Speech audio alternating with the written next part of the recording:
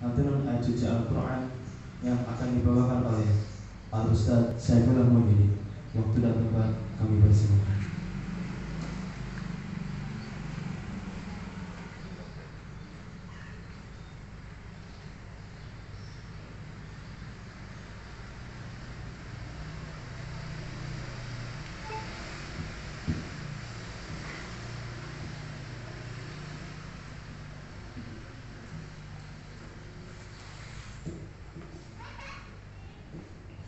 Assalamualaikum warahmatullahi wabarakatuh.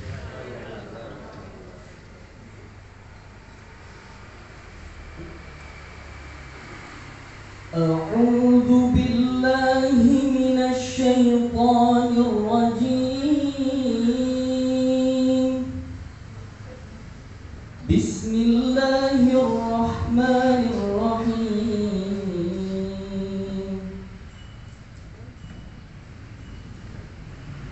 Ya ayyuhalladzina amanu taqullaha wal tanzur nafsum ma qaddamat lighad wattaqullaha innallaha khabirum bima ta'malun. ولا تكونوا كالذين نسوا الله فأنساهم أنفسهم أولئك هم الفاسقون. لا يستوي أصحاب النار وأصحاب الجنة. أصحاب الجنة هم الفائزون.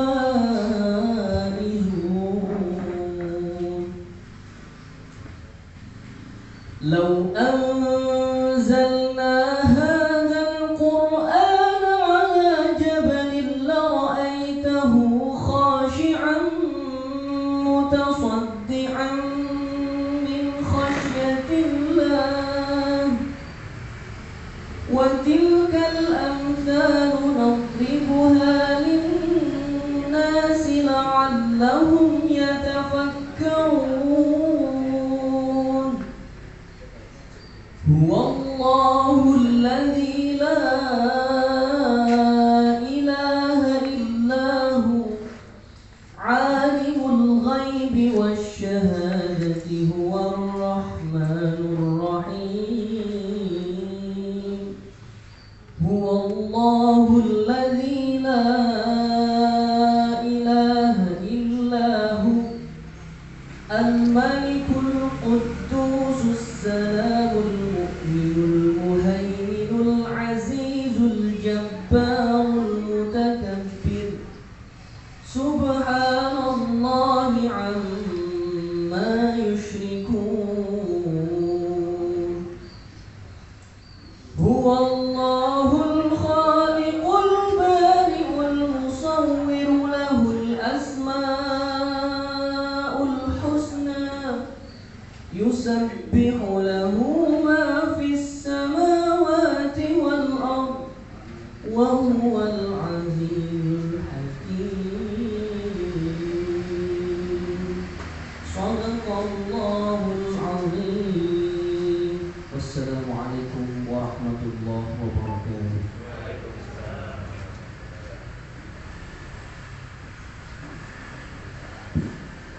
Sadaqallahul Adzim. Telah kita dengarkan lantunan ayat suci Al-Quran yang telah dibawakan oleh Al-Ustaz Saifullah Muhammad. Semoga dengan bacaan ayat suci Al-Quran tadi kita semuanya diberikan kelancaran dan keberkahan dalam acara pada pagi hari ini. Menginjak acara selanjutnya yaitu tausiah. Sebelumnya kami mohon maaf karena ada lupa ibu dikarenakan Al-Ustaz Haji Ahmad Qayyubi Dahlan tidak bisa hadir. Maka pengajian pada pagi hari ini yang akan diisi oleh Al-Ustaz Abdul Wahab Qayyubi dengan tema kematian dan kubur. Waktu dan tempat kami persilakan.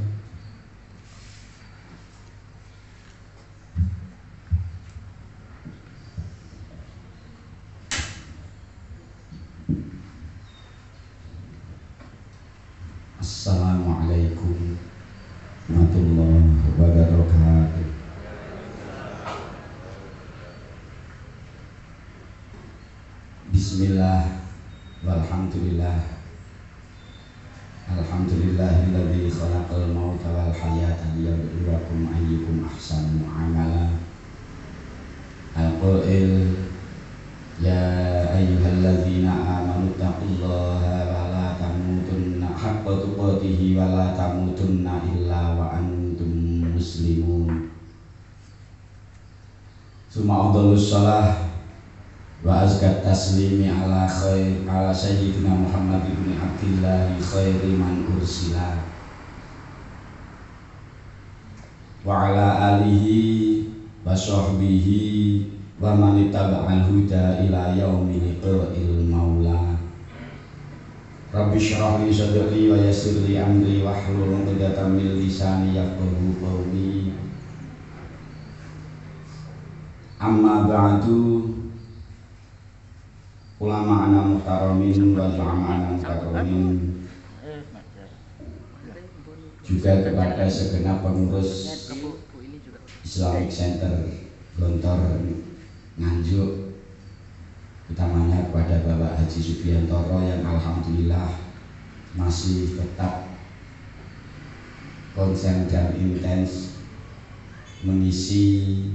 mengaktifkan kegiatan pengajian Ahad pagi yang dengan harapan dengan ngaji yang kita lakukan ini sedikit demi sedikit apa yang telah kita lakukan dalam 1 minggu terakhir atau mungkin setahun 1 bulan terakhir, apa yang kita lihat kita alami dalam 1 minggu terakhir atau 1 bulan terakhir tetap membawa ke depannya, tetap membawa nilai keberkahan. Allahumma amin. Juga kepada Bapak Ibu keluarga besar pengajian Ahad pagi dari Islamic Center Gontor, yang semoga keberangkatan panjenengan semua dari rumah benar-benar sudah sesuai dengan apa yang telah digariskan oleh Rasulullah kepada kita dalam menjalani kehidupan, yaitu man salaka thariqan, barang siapa yang melewati satu jalan, ya berarti fihi ilman, yang dalam melewati jalan itu dia berharap mendapatkan ilmu. Kalau mau melakukan itu, sahhalallahu lahu thariqan ilal jannah, maka Allah akan mempermudah baginya jalan untuk menuju surganya Allah Subhanahu wa ta'ala. Semoga ini benar-benar tembus kepada kita. Allahumma amin. Meskipun jalan menuju surga itu banyak, meskipun cara yang bisa kita lakukan untuk menggapai surga Allah itu tidak hanya satu, tidak hanya ngaji dan ibadah. Panjenengan ketika senantiasa dari waktu ke waktu mau menginfakkan apa yang telah Allah berikan kepada panjenengan semua, meskipun hanya senilai 500, meskipun hanya senilai 1.000 rupiah, tapi ketika itu terus menerus kita lakukan, maka ulama yang menyatakan al-istiqomah khairun min alfi barokah, min alfi karomah, al-istiqomah khairun min alfi karomah, itu insya Allah akan jenengan dapatkan. Istiqomah, intens, continue, terus menerus melakukan hal kebaikan, itu akan lebih baik dari 1000 bentuk penghormatan yang diberikan oleh Allah kepada manusia. Saya ingat satu pengalaman hidup yang pernah saya hadapi, tapi ternyata sampai sekarang saya belum pernah bisa menirukannya. Ada seorang figur yang di mata saya beliau ini sangat luar biasa. Figur ini termasuk mungkin akan menjadi salah satu contoh model dalam kajian ini nanti. Figur yang mungkin bagi panjenengan yang sepuh tidak asing dengan nama itu.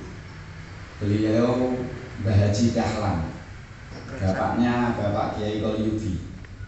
Mbah saya. Dawe Pak Jusbianto Mbah saya. Ternyata cucunya tidak bisa melakukan. Beliau mempunyai satu aktivitas penghambaan kepada Allah yang mungkin tidak ada 1001 atau bahkan mungkin 1.000.001 yang bisa melakukan. Riwayat yang saya terima dari Bapak, beliau itu mulai balik sampai meninggal dunia sholatnya awal waktu terus.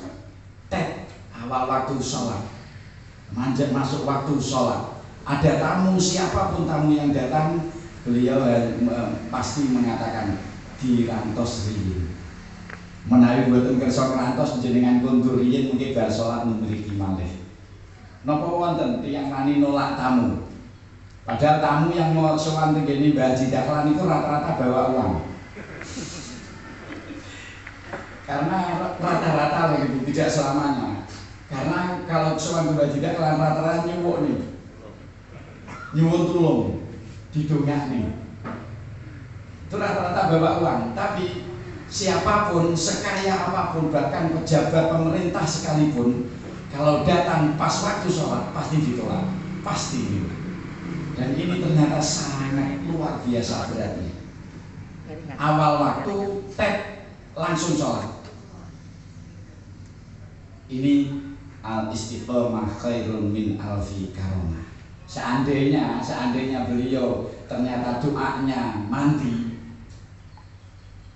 mendoakan banyak yang dikabulkan oleh Allah, mungkin salah satunya barokah ini. Awal waktu sholat terus, sholat awal waktu terus. Nah ini sebagai narasi awal. Saya mohon maaf karena satu hal yang di luar perhitungan saya, karena seharusnya hari ini saya ada janji juga dengan Masjid Sunan Kalijogo. Tapi karena hari ini Bapak Ahmad Kholyubi, Bapak tidak bisa sowan dhateng panjenengan sedaya, kula terpaksa didadosaken ban serep. Jadi mohon maaf kalau ban serep tidak bisa sebagus ban sebenarnya. Ban serep itu biasanya ban sing rada elek. Kadang kelewatan saking suwine ora dienggo gembos barang. Jadi saya mohon maaf kalau saya tidak bisa menyampaikan paparan keilmuan yang seperti jenengan yang harapkan, dan ternyata jelalah terjadi jelalah itu tiba-tiba terjadi juga salah komunikasi, salah paham. Bapak kalau dalu dawuh nembe kalau dalu jam 09.00 dawuh niku bape alam kubur. Dugi mriki wau ketemu Pak Haji Subianto bape suasana di padang mahsyar. Kula kadung nyiapne bab alam kubur. Jadi saya mohon maaf sekali lagi kalau apa yang saya sampaikan ternyata tidak sesuai dengan harapan dari keluarga besar Islam Center Gontor, dan mungkin tidak sesuai dengan harapan panjenengan, atau bahkan khawatir saya membuat jenengan takut. Isu-isu sambut ditui kematian, mengingatkan kita dengan Vanessa Angel.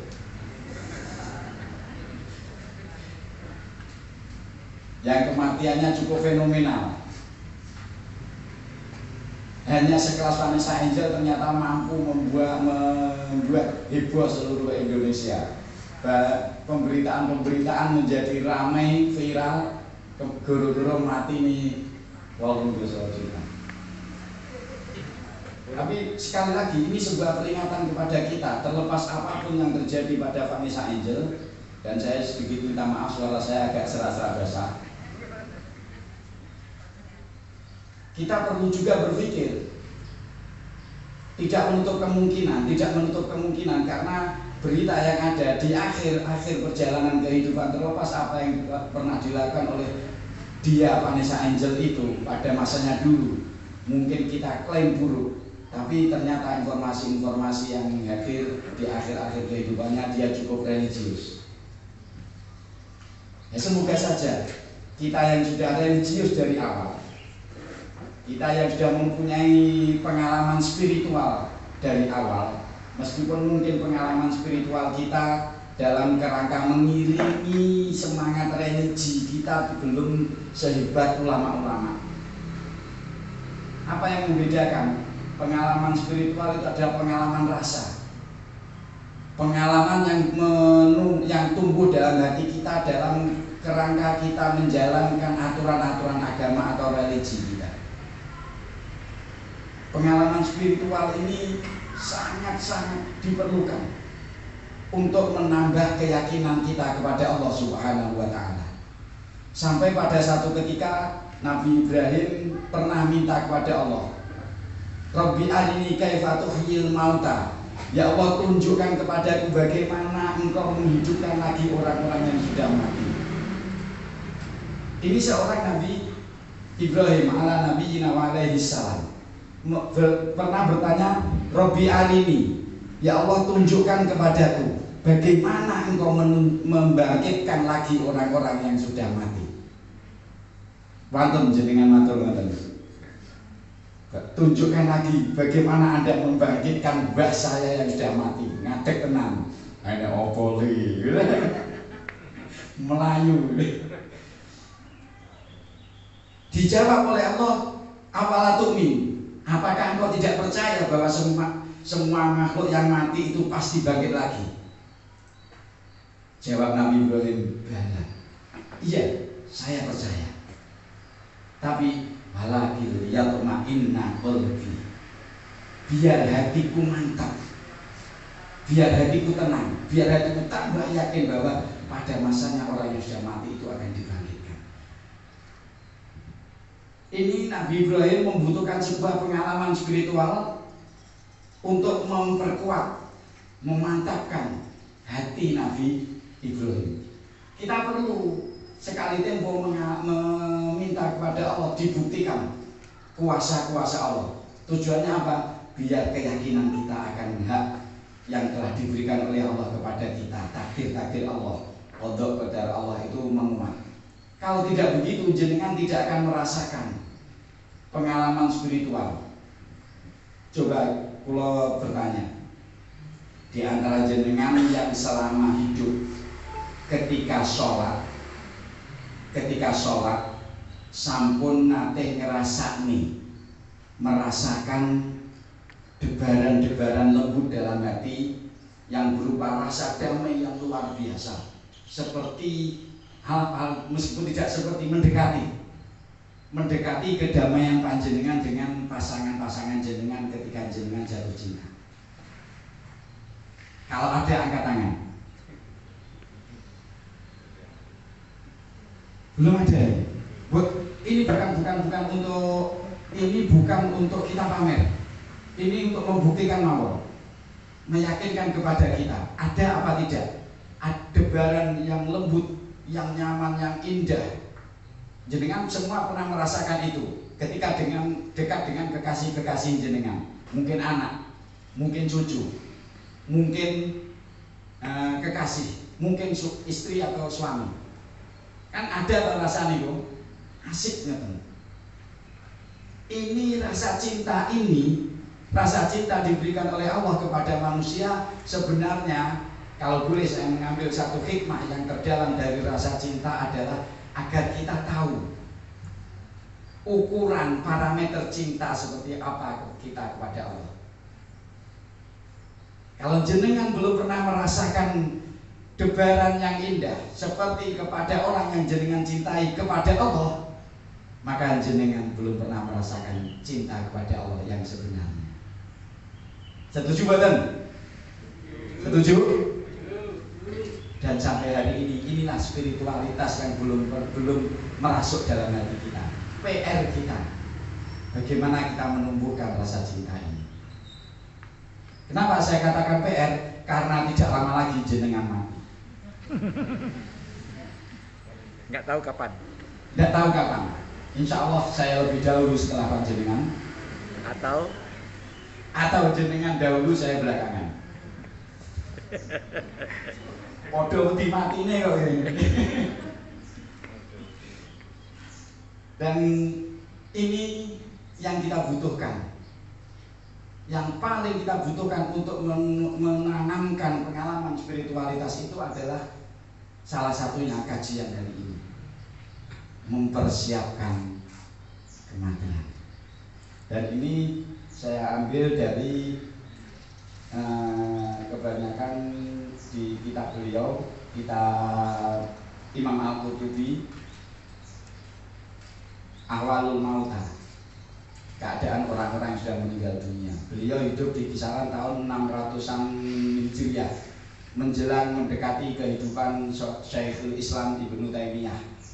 Syekhul Islam Ibnu Taimiyah hidup di kisaran 670 Hijriah sampai 700 awal Hijriah. Ini Imam Al-Qurtubi. Di kitab beliau ada 110 halaman versi e-book, kitab elektronik ini. Tapi karena saya baru diperintah semalam jam 9, jadi saya membuat dalam waktu hampir 3 jam. Jadi hanya sampai di halaman berapa? Sekitar kisaran halaman 30-an yang mampu saya buka. Jadi saya mohon maaf tidak bisa menyampaikan semuanya. Kalau disampaikan semuanya mungkin sehari semalam tidak selesai. Dan suara saya yang semakin habis. Aksiru dzikra hadimil ladzat. Kita punya satu kewajiban moral yang ditekankan oleh Rasulullah. Tapi ironisnya kita takut. Orang tua kita pun kadang menakut-nakuti.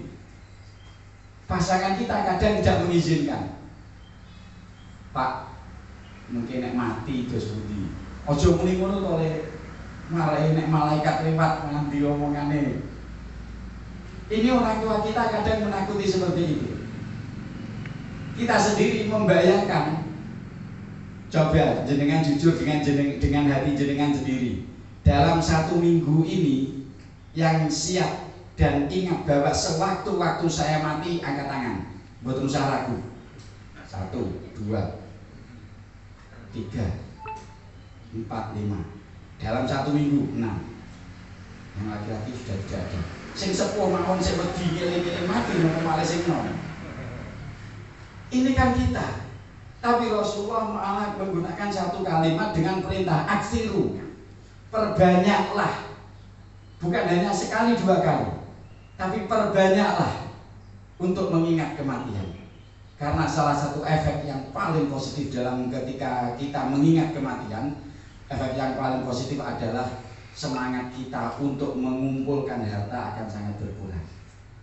Semangat itu akan sangat berkurang. Jenengan nami mikir mati, bodoh nih iso tangge opo. Insyaallah mungkin infak datang Islam channel tambah. Insya Allah infak jenengan dari musola-musola, dari fakir miskin sekitar jenengan akan lebih tambah lagi. Ketika jenengan sering, ini Rasulullah mengatakan sering ya, memperbanyak ya, bukan mengatakan ingatlah kematian, tidak. Tapi perbanyaklah mengingat kematian. Ini satu hal yang paling kita ketakutan. Dilanjutkan oleh Rasulullah Al-Qayyis. Saya belum sempat memberi harokat. Al-Qayyis, orang yang cerdas, mandana nafsahu, yaitu orang yang mau, di sebagian tafsir hadisnya menyebutkan menghisap. Di sini orang cerdas itu yang mau menghitung dirinya sendiri. Kalau boleh ini kita otak-atik untuk kontekstualisasi kalimat ini. Kita sering mendengar ada 3 istilah kecerdasan ya. Kecerdasan intelektual, kecerdasan emosional, dan kecerdasan spiritual. Gitu. Kalau kita menggabungkan 3 kalimat itu, tergabung dalam dalam rangkaian kalimat ini. Al-Qayyis, orang yang cerdas, ini adalah kecerdasan intelektual. Menggambarkan orang yang mempunyai kecerdasan intelektualitas. Karena Qayyis itu orang yang cerdas dari sisi intelektualnya. Tapi ternyata orang yang cerdas dalam kacamata Rasulullah adalah mandana nafsahu, orang yang mau menghitung, menghisap, meneliti dirinya sendiri. Ini kan emosional. Nggih. Goleki apikku apa, elekku apa. Kelemahanku apa, kelebihanku apa. Apa perlu kita mencari kelebihan kita? Sangat penting. Tapi bukan untuk dibanggakan, untuk disandarkan kepada Allah.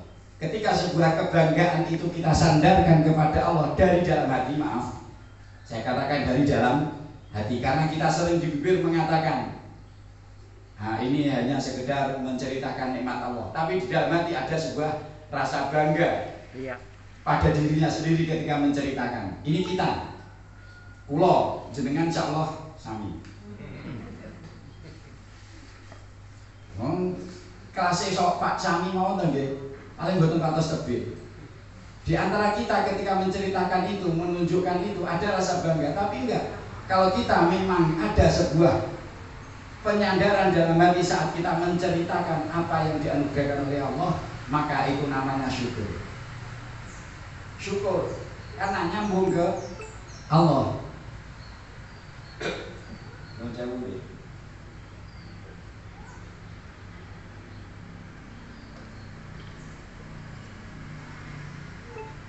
Namun ketika kebanggaan akan anugerah Allah itu hanya kita sandarkan pada diri kita, sama sekali tidak ingat kepada Allah, sama sekali tidak nyambung kepada Allah, itu namanya ujub. Ujub itu bangga, heran dengan dirinya sendiri. Ini awal dari penyakit hati, dan ini sangat lembut, kita sangat jarang memahaminya. Kenapa saya katakan ujub awal dari penyakit hati? Karena dari ujub inilah orang ketika bangga terhadap dirinya sendiri, ada orang lain yang lebih bagus, dalam hatinya tidak terima. Itu pasti. Allah kayak ngomong kayak kelemahan ini gajian. Itu pasti. Ketika kita tidak mau bersandar kepada Allah, ketika seperti itu, orang yang lebih bagus ini kemudian tampil, kita nggak terima, kemudian kita juga menceritakan kelebihan kita, namanya riya. Nah, ketika kita ceritakan namanya sum'ah. Kita memperdengarkan supaya orang mendengar apa yang kita perbuat dengan kata-kata kita, namanya sum'ah. Kalau kita tunjukkan ke orang lain lewat aksi kita, maka namanya riya. Kalau kemudian ada orang lain yang meremehkan kelebihan kita, di mana kita bangga di situ, pasti marah. Bodoh. Iya kan, ini sifat yang negatif kan, marah ini. Ketika marah ini tidak kita kendalikan, kita ekspresikan dengan kata-kata, namanya miso, asabku. Meskipun kata-katanya halus, nuwun sewu nggih, anggene ngendika niku tutuke di toto. Niku halus, tapi tetap namanya miso ketika ekspresi dari sebuah kemarahan, sehalus apapun. Napa malih kewan sak kebun binatang dicolni sedaya. Ini rangkaian dari sifat buruk. Mandana nafsahu, ini kecerdasan emosional. Tapi ternyata Rasulullah tidak berhenti orang yang mau menghitung dirinya sendiri, tapi wa amila lima ba'dal maut, dan dia mau beraktivitas, mau beraksi untuk setelah kematian. Targetnya setelah kematian. Jenengan sedekah, jenengan infak, kula yakin pikiran jenengan sok persiapan golek ganjaran. Ganjaran itu jenengan kejar di hidup di dunia apa di akhirat? Di akhirat kan? Maka itu amila lima ba'dal maut. Hanya sayang kadang. Ini bukan hanya kadang yang banyak kadangnya. Kadang itu dulu. Kalau kadang yang banyak kadangnya berarti kadang yang banyak dulunya, berarti sering. Sering kita mengatakan dalam bibir amila lima ba'dal maut, tapi dalam hati kita ada harapan lain. Aku sedekah, engko rezekine ben tambah. Maka itu tidak lagi lima ba'dal maut, tapi lima fil hayat, untuk kehidupan ini. Ini orang yang cerdas, kecerdasan spiritual. leres gini. Ini hebatnya Rasulullah. Saat ketika Rasulullah dijuluki oleh ulama sebagai Jawami'ul Kalim, orang yang mampu menggunakan kalimat yang komprehens, satu kalimat bisa menyeluruh, ini salah satu buktinya. Sekarang orang mengucapkan ada kecerdasan kecerdasan intelektual, emosional, spiritual. Rasulullah sudah mengungkapkan dengan satu kalimat, al-qayyis man dana nafsahu wa amila lima ba'dal maut. Iki udah atik matuk jenengan mboten trimo monggo. Tidak dipakai, tidak apa-apa nih. Lanjut. Waqala Asbab, Imam Asbab menyampaikan dzukira inda Nabi sallallahu alaihi wasallam rajulun. Disebutkan di sisi Rasulullah seorang laki-laki. Fa usniya alaihi. Laki-laki itu dipuji oleh orang-orang. Dipuji di sisi Rasulullah. Sahabat yang memuji. Kalau yang memuji tetangga kita, padha ora kuwi. Padha bodoni. Tapi ini sahabat, nggak tanggung-tanggung. Sahabat itu orang yang sangat hati-hati juga kebanyakan. Ketika menjadi itu alaihi salam, ketika merespon orang yang dipuji-puji di sisi Rasulullah, Rasulullah bertanya, kaifa dzikruhu lil maut? Bagaimana dia ingatan dia akan kematian? Api apa piye? Apakah dia banyak ingat mati apa tidak? Ketika dijawab oleh sahabat, falam yuzkar dzalika anhu. Tidak disebutkan tentang kematian, bagaimana dia ingat akan kematian di sisi Rasulullah, tidak disebutkan. Faqala. Kemudian Rasulullah menjawab, ma huwa kama taqul. Tidaklah dia seperti yang kalian katakan. Maaf, ini hak Rasulullah untuk mengatakan, menyabdakan begini, bukan hak kita. Artinya Rasulullah menyampaikan begini karena beliau betul-betul tahu. Atau mungkin beliau memprediksikan dari amarah atau tanda-tanda. Jenengan jangan mudah-mudah mengatakan, kayak gak apik ya, gak kayak omonganmu, jangan begitu ya. Kalau ada yang tidak baik di hadapan kita, kenapa? Kita ngerasani jadinya. Rasulullah, beliau paham. Begitu fahamnya Rasulullah sampai ada keterangan bahwa beliau tahu apa yang di belakangnya, seperti beliau tahu apa yang di depannya. Ada hadis yang menyebabkan itu, menceritakan seperti itu ada. Sahabat yang menyatakan seperti itu. Apakah Rasulullah tahu hal yang gaib? Yang gaib mutlak, yaitu Allah dan kiamat, Rasulullah tidak tahu. Tapi gaib yang nisbi, gaib yang relatif, jin dan jenisnya, banyak riwayat Rasulullah berkomunikasi dengan jin, bahkan beberapa kali jin sowan kepada Rasulullah. Dan itu gaib yang nisbi, masih bisa diketahui. Bukan hanya Rasulullah, banyak orang yang bisa tahu jin tidak dalam bentuk aslinya.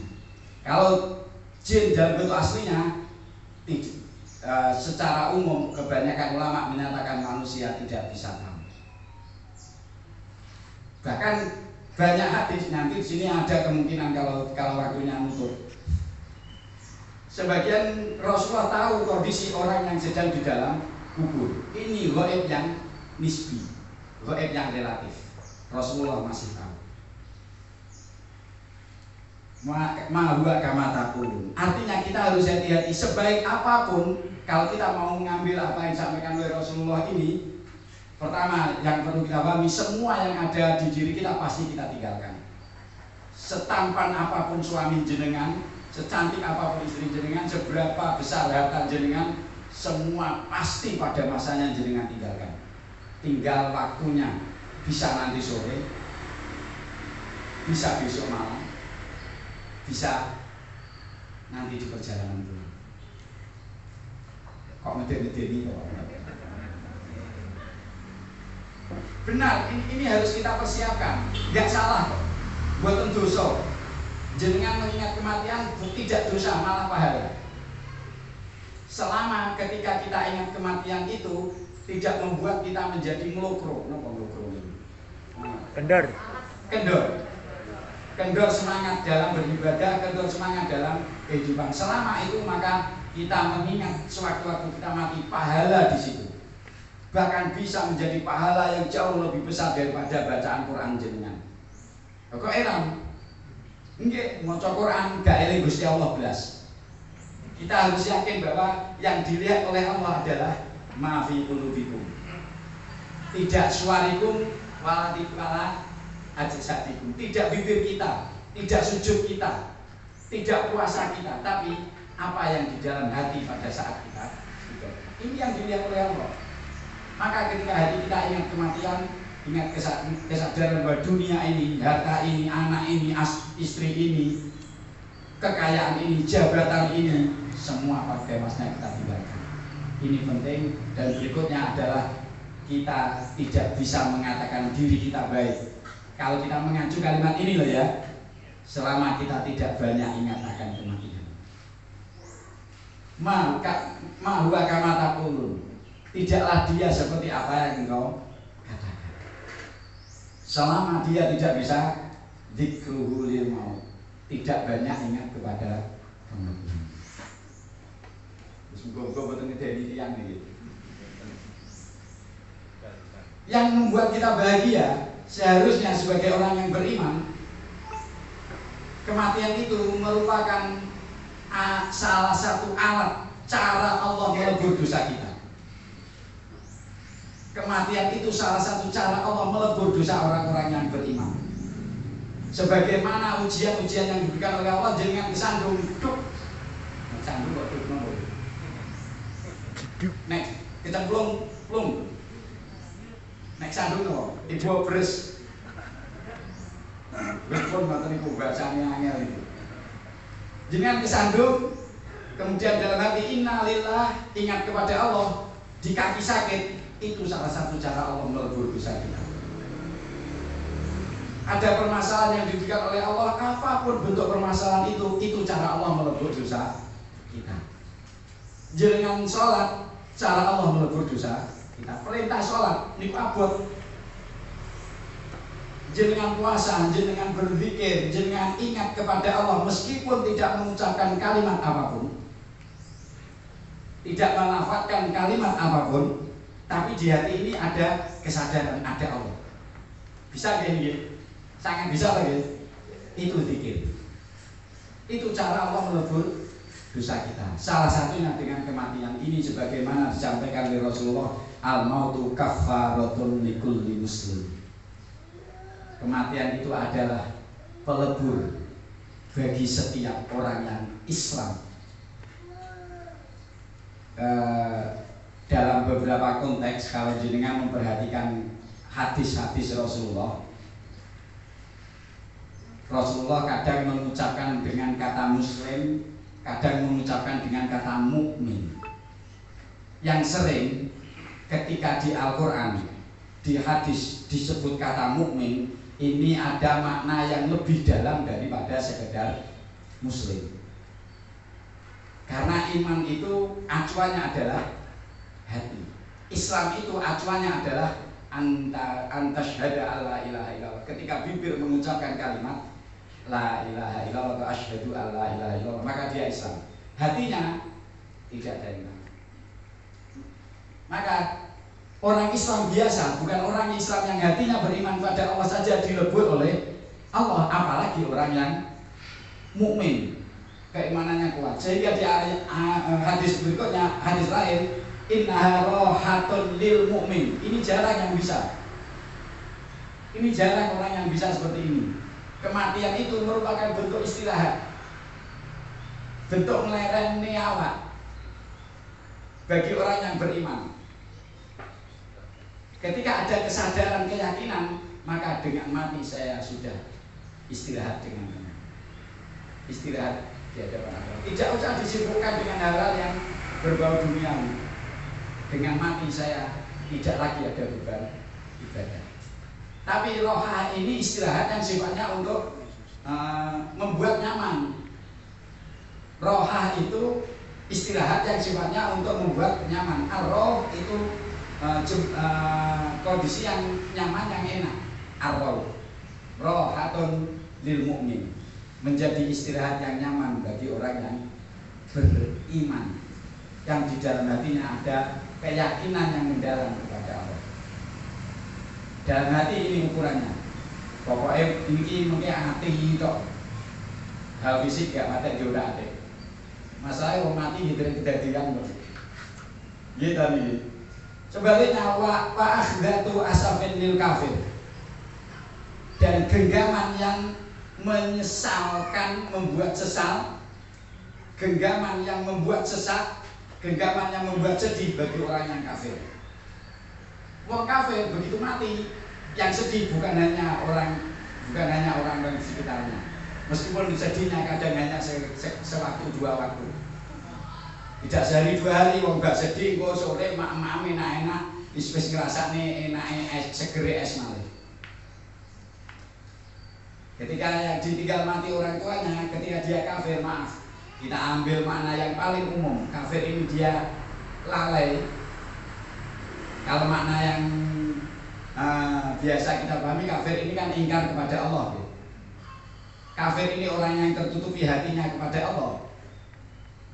Lalai pada saat kita tidak ingat kepada Allah, dalam tanda kutip kita ingkar kepada Allah.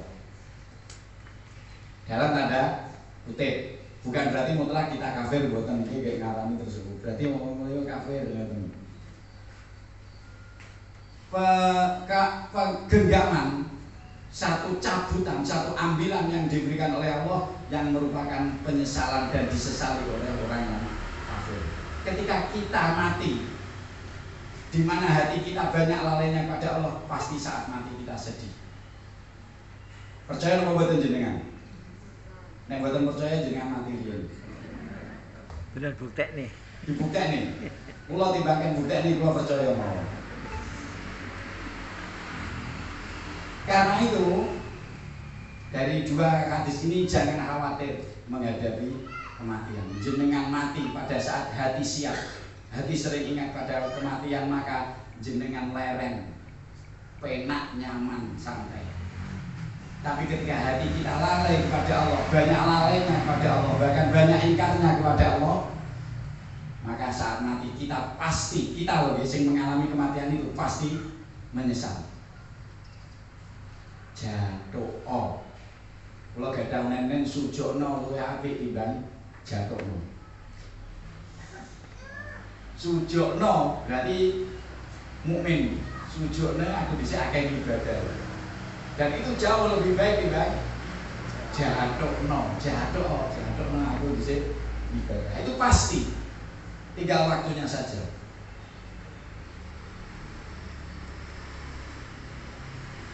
Kemudian untuk mempersiapkan kematian, kita harus menata sebuah kesadaran positive thinking kepada Allah. Positive thinking mawon. Artinya apa? Hadis yang sangat terkenal, ana inda dzanni abdi bi. Hadis qudsi, Rasulullah Allah menyampaikan bahwa menyebutkan kepada kita lewat Rasulullah, itu firman Allah, ana inda dzanni abdi bi. Aku sesuai dengan persangkaan, thinkingnya hambaku kepadaku. Semakin kita positif thinking kepada Allah, berarti saat itu semakin kita percaya kepada Allah. Jenengan naik takuti percaya dengan Gusti Allah, jawabnya mesti percaya. Jenengan ditangkuti sak wayah mati, jenengan dereng siap. Nggih ta nggih? Berarti percaya nih sik setengah. Jenengan ditakuti, jenengan seandainya hari ini jenengan tidak diberi uang oleh Allah sama sekali sepeser pun, tidak ada uang, tidak ada pekerjaan, tidak ada pasangan yang menanggung hidup jenengan, tidak ada anak cucu, kira-kira dos pundi ati jenengan begini Gusti Allah. Coba jujur, jenengan bayangkan masing-masing. Rata-rata gak terima. Pikiran engko sore maem apa, sesuk maem apa. Kita kan masih hidup ya. Rata-rata masih itu. Wong duwite tesih wonten teng ATM mawon sik wis mikir ngoten. Wis tipis kreditan bulan ngarep piye. Ini padahal masih ada uang kita. Sedangkan Allah sangat tegas mengingatkan bahwa rezeki sudah dijamin. Kalau memang itu jatah kita bisa bayar, pasti bisa bayar. Ini kepercayaan yang belum tertata pada hati kita terhadap Allah. Husnudzon, Setiap saat kalau memang nanti pasti bisa bayar, percaya kepada Allah. Ini sangat penting kita tata. Husnudzon, positive thinking kepada Allah. Pokoknya percaya dengan Gusti Allah dhisik. Urusan yang lain, gue sik kene. Saya yakin karena saya berusaha menjaga keimanan saya dengan sholat. Saya yakin insya Allah saya mati sewaktu-waktu dan saya siap. Ini namanya positif. Wantun nonton ini. Insya Allah. Harus berani, betul berani innalillahi. An Jabir, sahabat Jabir meriwayatkan, "Qala sami itu Rasulullah sallallahu alaihi wasallam yaqul." Saya mendengar Rasulullah bersabda, qabla wafatihi, sebelum kematian, sebelum dicabutnya Rasulullah kehadirat Allah Subhanahu wa taala, di salah satu ayamin dalam rentang waktu jarak 3 hari. Sebelum 3 hari sebelum Rasulullah wafat, Rasulullah mengungkapkan satu kalimat, la yamutunna ahadukum illa wa huwa yuhsinul dzanna billah. Janganlah seorang di antara kalian mati. Sungguh ada nun taukid, ini nun yang disita namanya nun taukid untuk menegaskan. Sungguh jangan mati salah seorang di antara kalian, seorang pun, kecuali dia positive thinking kepada Allah. Ini 3 hari menjelang kematian Rasulullah, dan saat itu Rasulullah sudah sakit. Kalau boleh kita mencoba berpikir yang lebih rasional, berarti Rasulullah saat itu sudah siap mati. Dan saya mencontohkan tadi Mbah Haji Dahlan, selain ibadah, ketika saya masih kecil, masih SD saya di tahun 1988 saya lulus SD. Saya masih kecil, mulai sadar, mulai ingat, saya sudah tahu betul bahwa Mbah Haji Dahlan itu sudah mempersiapkan maisan, patokan, sudah membuat peti, sudah menyiapkan serban, dan sudah pesan, iki serban isuk dinggo buntel awakku untuk kafanku.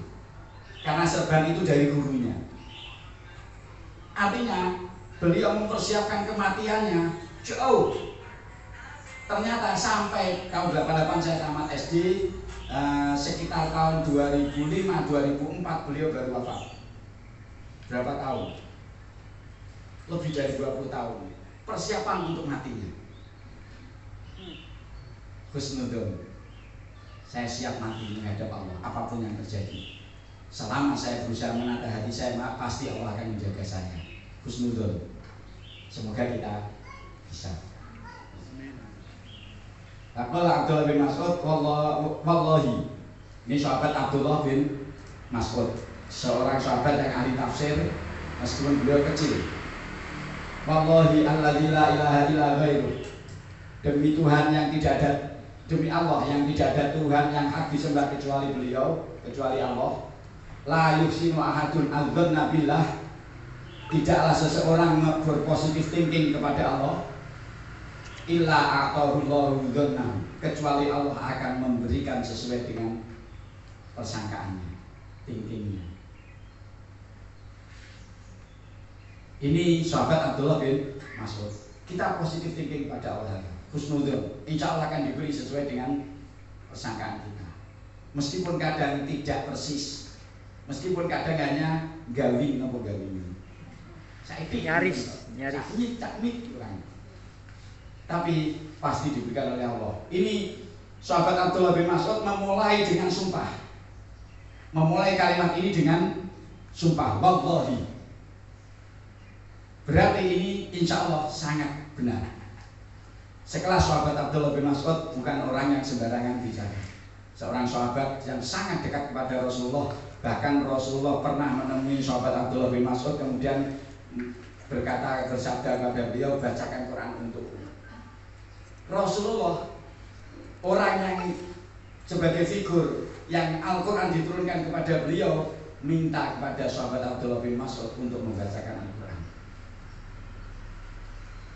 Wadzalika annal khairu biyadihi, dan itu terjadi karena kebaikan itu ada pada genggaman, pada kehendak kekuasaan Allah Subhanahu wa Ta'ala. Artinya menjaga hati ini sangat penting. Hati fisik yang selama ini begitu kita dandani, begitu kita banggakan dengan kecantikan dan kekuatan panjenengan, sama sekali tidak dinilai oleh Allah. Positive thinking pada Allah. Kemudian mati sudah ditentukan di tempat yang dipilih oleh Allah. Contohnya Vanessa Angel. Matinya di Nganjuk. Dari Jakarta, kalau di Vanessa Angel ditakdirkan mati di Jombang, Nganjuk atau Jombang? Nganjuk. Di kilometer 672. Nganjuk masih. Kapal loh. Itu pas banget mati di Vanessa Angel pulau 5. Terus kalau boleh ini kilometer kilo atau kalau boleh ini beritanya 672, kalau pas ngikut 672 nih. Wah, ini Vanessa Angel mati. Ngoten nek kiai ini mati malah gak eling. Nek Vanessa Angel eling. Artis mati eling. Ketika Allah menghendaki Vanessa Angel mati di Jombang, meskipun dia dalam beberapa jam sebelumnya ada di Jakarta, maka Allah sudah menentukan. Tidak qadallahu bi'ardin ayyamu tabi ardin. Ketika seseorang menentukan, ketika Allah menentukan terhadap seseorang hamba untuk mati di satu tempat, satu bumi, ja'alalahu ilaiha hajatan, maka Allah akan membuat dia mempunyai kebutuhan di tempat itu. Ini tidak mungkin dihindarkan. Jenengan tempuh di mawon menghindari ini kalau akan ditakdirkan mati di Saudi, di pertengahan jalan ketika umroh mati. Mungkin Mbah Haji Dahlan niku saking pengine sedo teng Mekah. Ngantos bolak-balik haji. Haji namung penggang 14. Padahal boten gadah griya.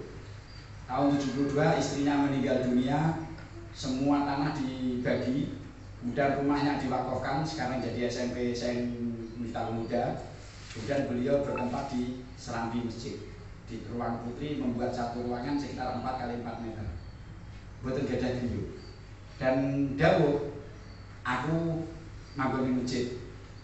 Mbok kirimi gak apa-apa, gak mbok kirimi aku gak jaluk. Dawuh tegese anak putra-putra niku. Gak mbok kirimi aku gak jaluk. Mbok kirimi gak apa-apa. Tidak punya rumah, tapi haji 15 kali. Dan yang 7 kali beruntun setiap tahun. Itu targetnya apa? Hanya ingin mati di sana. Betul nih, pada waktu haji terakhir beliau pulang haji, waktu itu masih ingat betul, beliau pulang haji menyampaikan, pulau pengen mati ke Mekah, tapi juga gak mati di Mekah. Setelah itu tidak haji lagi. Haji yang terakhir itu yang disampaikan. Kalau kita ditakdirkan mati dimanapun, pasti Allah akan mengirim kita ke sana. Tidak mungkin tidak. Entah ada kebutuhan apa tidak tahu. Vanessa Angel tujuannya nopo di Surabaya. Gak roh. Bisnis. Ada kebutuhannya membawa dia ke sana dan mati di tempat yang ditentukan oleh Allah. Ini ketentuan dari Rasulullah. Dengan begitu jenengan siap nopo boten mati dan budi-budi. Insya Allah. Pak Suyanto sudah insya Allah. Dengan ibu-ibu siap oke. Siap kok yo kate wani. Muni wani tapi kok yo ora wani tapi kok yo ora pantes. Ini kesombongan kita terhadap Allah. Ini kekeliruan hati kita. Kita mengatakan saya belum siap mati karena bekale kurang. Ngoten ta nggih? Tapi saya tidak yakin jenengan pulang terus langsung ibadah terus gak yakin. Berarti kan ngapusi Gusti Allah gitu. Sombong kan kita terhadap diri kita sendiri. Nopo muni bekali kurang ternyata setelah ini juga tidak menambah. Loh menambah sholat, nggih sholat. Sholat jenengan pinten menit? 5 menit. Menawi kang sepuh-sepuh kula sik percaya. 5 nenek-nenek ngeten nika sing luwih sing perawan-perawan Sudah hafal. sekitar 35 ke bawah salat 5 menit gak pada percaya. Sudah hafal. Wis apal. Salat suwi gak pada apal. Artinya kita memang tidak ada kejujuran dengan hati kita bahwa kita siap mati di manapun kita belum jujur ini. Moga-moga setelah ini kita lebih siap lagi. Dan semua, apakah berarti dengan begitu kita harus full ibadah? Enggak sebenarnya. Semua yang kita lakukan selama kita sandarkan kepada Allah, maka di situ ada nilai ibadah. Jenengan masak, niatnya membahagiakan suami istri itu kalau suruh ganjaran. Niat jenengan menyapu, niatnya mengikuti sabda Rasulullah an-nadzafatu minal iman, pahala. Semua yang kita lakukan bisa mengandung pahala selama sesuai dengan apa yang sudah digariskan oleh Rasulullah. Karena itu siap mati bisa dengan segala aktivitas. Kemudian mulai mendekati kematian. Talqin orang yang akan mati dituntun. Talqin dituntun, dibimbing, dibina, diarahkan. Laisa ala ahli la ilaha illallah wahsyah indal maut. Orang yang sudah mempunyai status, mempunyai skill, mempunyai kemampuan mengucapkan kalimat la ilaha illallah. Artinya apa? Kalimat la ilaha illallah itu bukan hanya di bibir belaka. Kita selama ini masih sering, kalau ditanya apakah sering berzikir melafalkan la ilaha illallah, ya. Tapi monggo jenengan buka hati jenengan. Ketika baca la ilaha illallah, la ilaha illallah, dalam hati jenengan lebih banyak ingat Allah apa lebih banyak ingat yang lain? Yang lain. Jujur mawon selama ini kadang-kadang ingat Allah tapi lebih banyak ingat yang lain. Meskipun kita mengucapkan la ilaha illallah tapi hati kita tidak nyambung ke Allah, maka kita belum masuk dalam kategori ahli la ilaha illallah. Kita masih mengucapkan, melafatkan la ilaha illallah, tidak menzikirkan, tidak mengingat Allah dengan kalimat la ilaha illallah. Orang yang sudah terbiasa, mempunyai skill, mempunyai keahlian dalam melafaz la ilaha illallah, maka tidak ada lagi keluh kesah ketika kematian menjemput. Dia sangat siap, pasti. Menaik jenengan mati dereng siap, berarti dalam hati jenengan belum begitu merasuk kalimat la ilaha illallah. Itu baru di lapisan terluar dari hati jenengan, belum pernah bisa masuk. Kenapa? Karena kita belum ada kesadaran la ilaha, tidak ada Tuhan yang hak disembah, tidak ada Tuhan yang mengatur kehidupan saya, tidak ada Tuhan yang memberi rezeki saya, tidak ada Tuhan yang memberi anugerah kepada saya, tidak ada Tuhan yang sewaktu-waktu mencabut kehidupan saya, kecuali Allah. Makna la ilaha illallah bisa kita artikan kemana pun, karena ini kaitannya ke semua itu. Wala fi kuburihim, dan dia tidak akan pernah merasakan keluh kesah di alam kuburnya. Ketika hatinya terus ada kalimat la ilaha illallah, hati loh dia, bukan bibir. Wala mansyarihi, dan tidak ketika dia dibangkitkan di alam, dari alam kubur, boten bakal wonten rasa mesah. Niki kalau memang sudah begitu, maka maaf, di ulama-ulama kuno itu membiasakan kepada murid-muridnya, tidak pada orang umum, pada murid-muridnya ditekan harus membaca kalimat la ilaha illallah sekian kali. Itu yang ditekan murid-murid, tidak mewajibkan kepada umum. Kalau pada murid, hak guru menekan kepada murid seperti itu sangat boleh. Tapi hukum dalam syariatnya tidak wajib. Wajib hukum dalam aturan etika dia kepada seorang guru. Harus baca la ilaha illallah sekian kali. Dalam membaca la ilaha illallah, maaf, ada yang la ilaha illallah, pas la ilaha ini diniati membuang semua keyakinan yang ada di dalam hati yang tidak ada kaitan, sehingga kalimat illallah ditekankan kecuali Allah. Kecuali Allah dimasukkan dalam hati, kecuali Allah. kecuali Allah. Ketika itu sudah semakin kuat zikirnya, kemudian beliau terbiasa illallah, illallah. Hanya itu saja. Awalnya la ilaha illallah, la ilaha illallah. Itu ketika sudah kuat, dia berpikir yang lain. Yang ada illallah dalam hatinya, illallah, illallah. Begitu semakin kuat lagi, Allah, Allah, Allah dalam hati. Semakin kuat lagi, kalimat Allah sudah tidak cukup, kesuwen. Allahu, Allahu, Allahu, terus huwa itu maknanya Allah. Itu zikir yang tujuannya untuk memantapkan la ilaha illallah dalam hati. Meskipun tidak ada dalilnya, butuh atine eling Gusti Allah. Apakah itu harus butuh dalil? Untuk ingat kepada Allah apakah butuh dalil? Kan enggak dalil. Kalimatnya la ilaha illallah, la ilaha illa huwa. Allah sendiri menyebutkan la ilaha illahu. Tidak ada Tuhan selain Allah, al-hayyu al-qayyum. Kadang Allah menggunakan kata huwa. Maka ulama menjelaskan itu, melatihkan kepada muridnya itu bukan hal yang salah mutlak. Tujuannya hanya melatih murid untuk selalu menanamkan la ilaha illallah. Terus muncul di thariqah-thariqah. Kalau sampai di thariqah itu kemudian joget-joget karena ekstase, karena begitu nikmatnya dia mengucapkan kalimat Allah, Allah sampai berlebihan itu kesalahan perorangan, bukan kesalahan zikirnya. Kenapa? Wong ini biasanya kulino joget tiba-tiba. Karena ekspresi hati seseorang itu tergantung kebiasaannya. Kalau dia bahagia mengekspresikan rasa hati, nek kulinane bengok mesti jerit. Ya kan itu? Itu ekspresi hati ketika sudah betul-betul merasuk.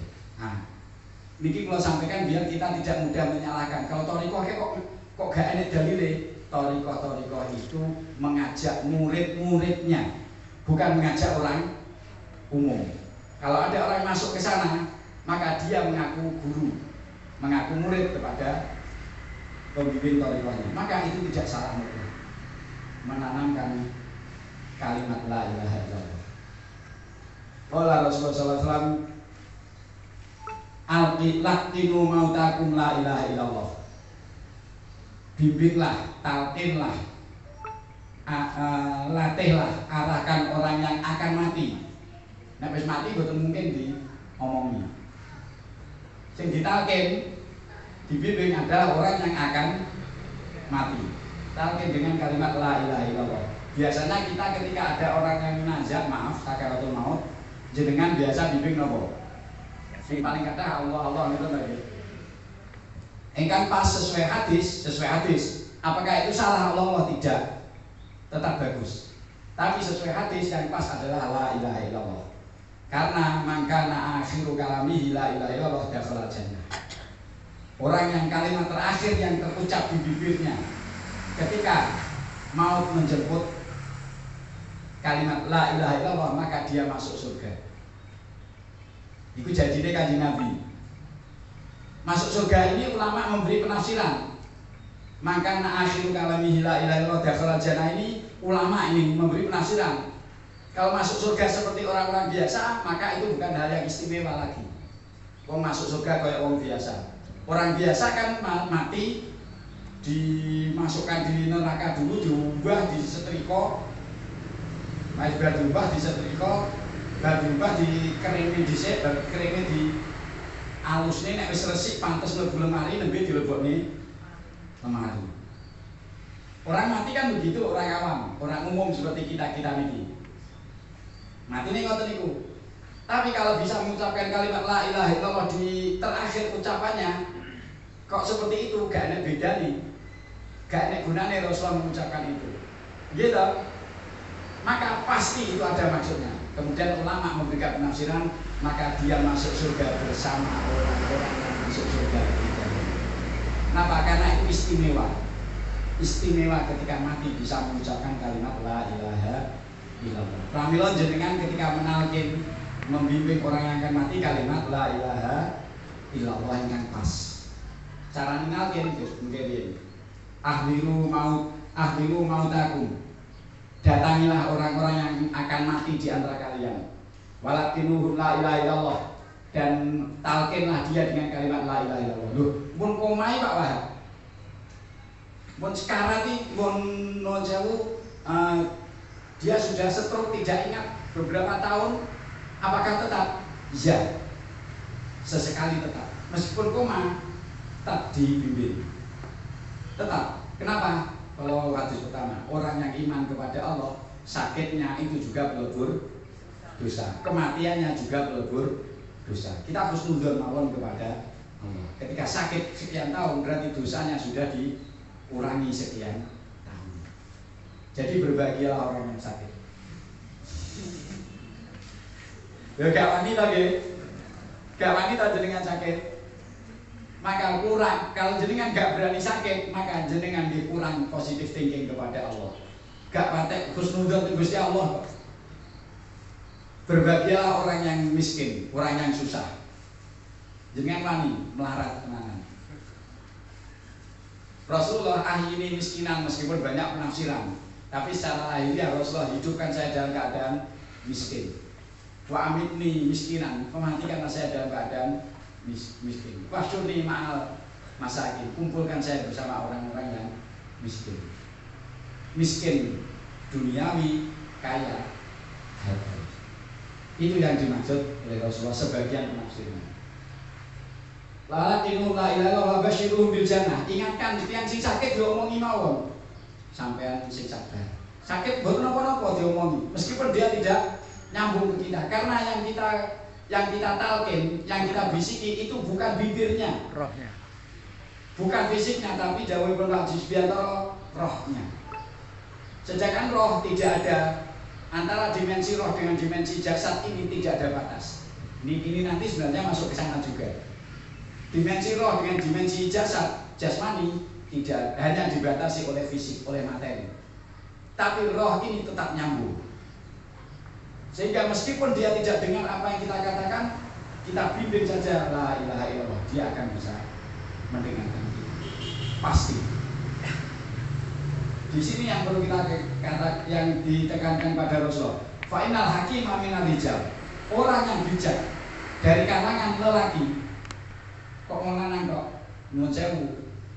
Ada kalimat laki minum apa nih kok? Begitu promosi kok. Minum ekstra nih loh. Minum yang iklan kan waktu itu laki tak gini kok. Lanang tenang. Yang dimaksud kata laki itu adalah laki-laki yang tenanan. Lanang tenang wi gelem ngombe kuwi cirine iklan niku. Dari sini laki-laki yang sungguhan artinya apa? Ulama. Artinya apa? Sahabat. Artinya apa? Orang yang hatinya penuh dengan la ilaha illallah, yang bijak saja pun yatahayyar wa inda dzalikal misra. Ketika kematian menjemput, dia dalam kondisi bingung. Ketika sakaratul maut, dia dalam kondisi tahayyul, bingung. Ini orang yang bijak. Rasulullah sendiri ketika menjelang wafat, beliau juga masih dalam merasakan kebingungan dan sakit. Ini Rasulullah menyampaikan fa'innal hakim minar rijal yatahayyar inda dzalika misra. Ini orang yang bijak, larang tenanan, hebat, tapi masih bingung. Wa inna syaitan aqrabu ma yakunu min ibni abdin inda dzalikal misra. Dan setan, termasuk dalam kategori setan adalah jin, itu paling dekat kepada seorang hamba, seorang manusia ketika nazak, ketika sakaratul maut ini.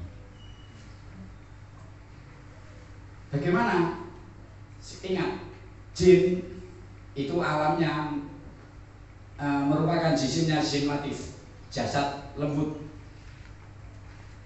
hampir mendekati dengan roh, sehingga jin bisa tembus ke malaikat, bisa tembus ke roh kita.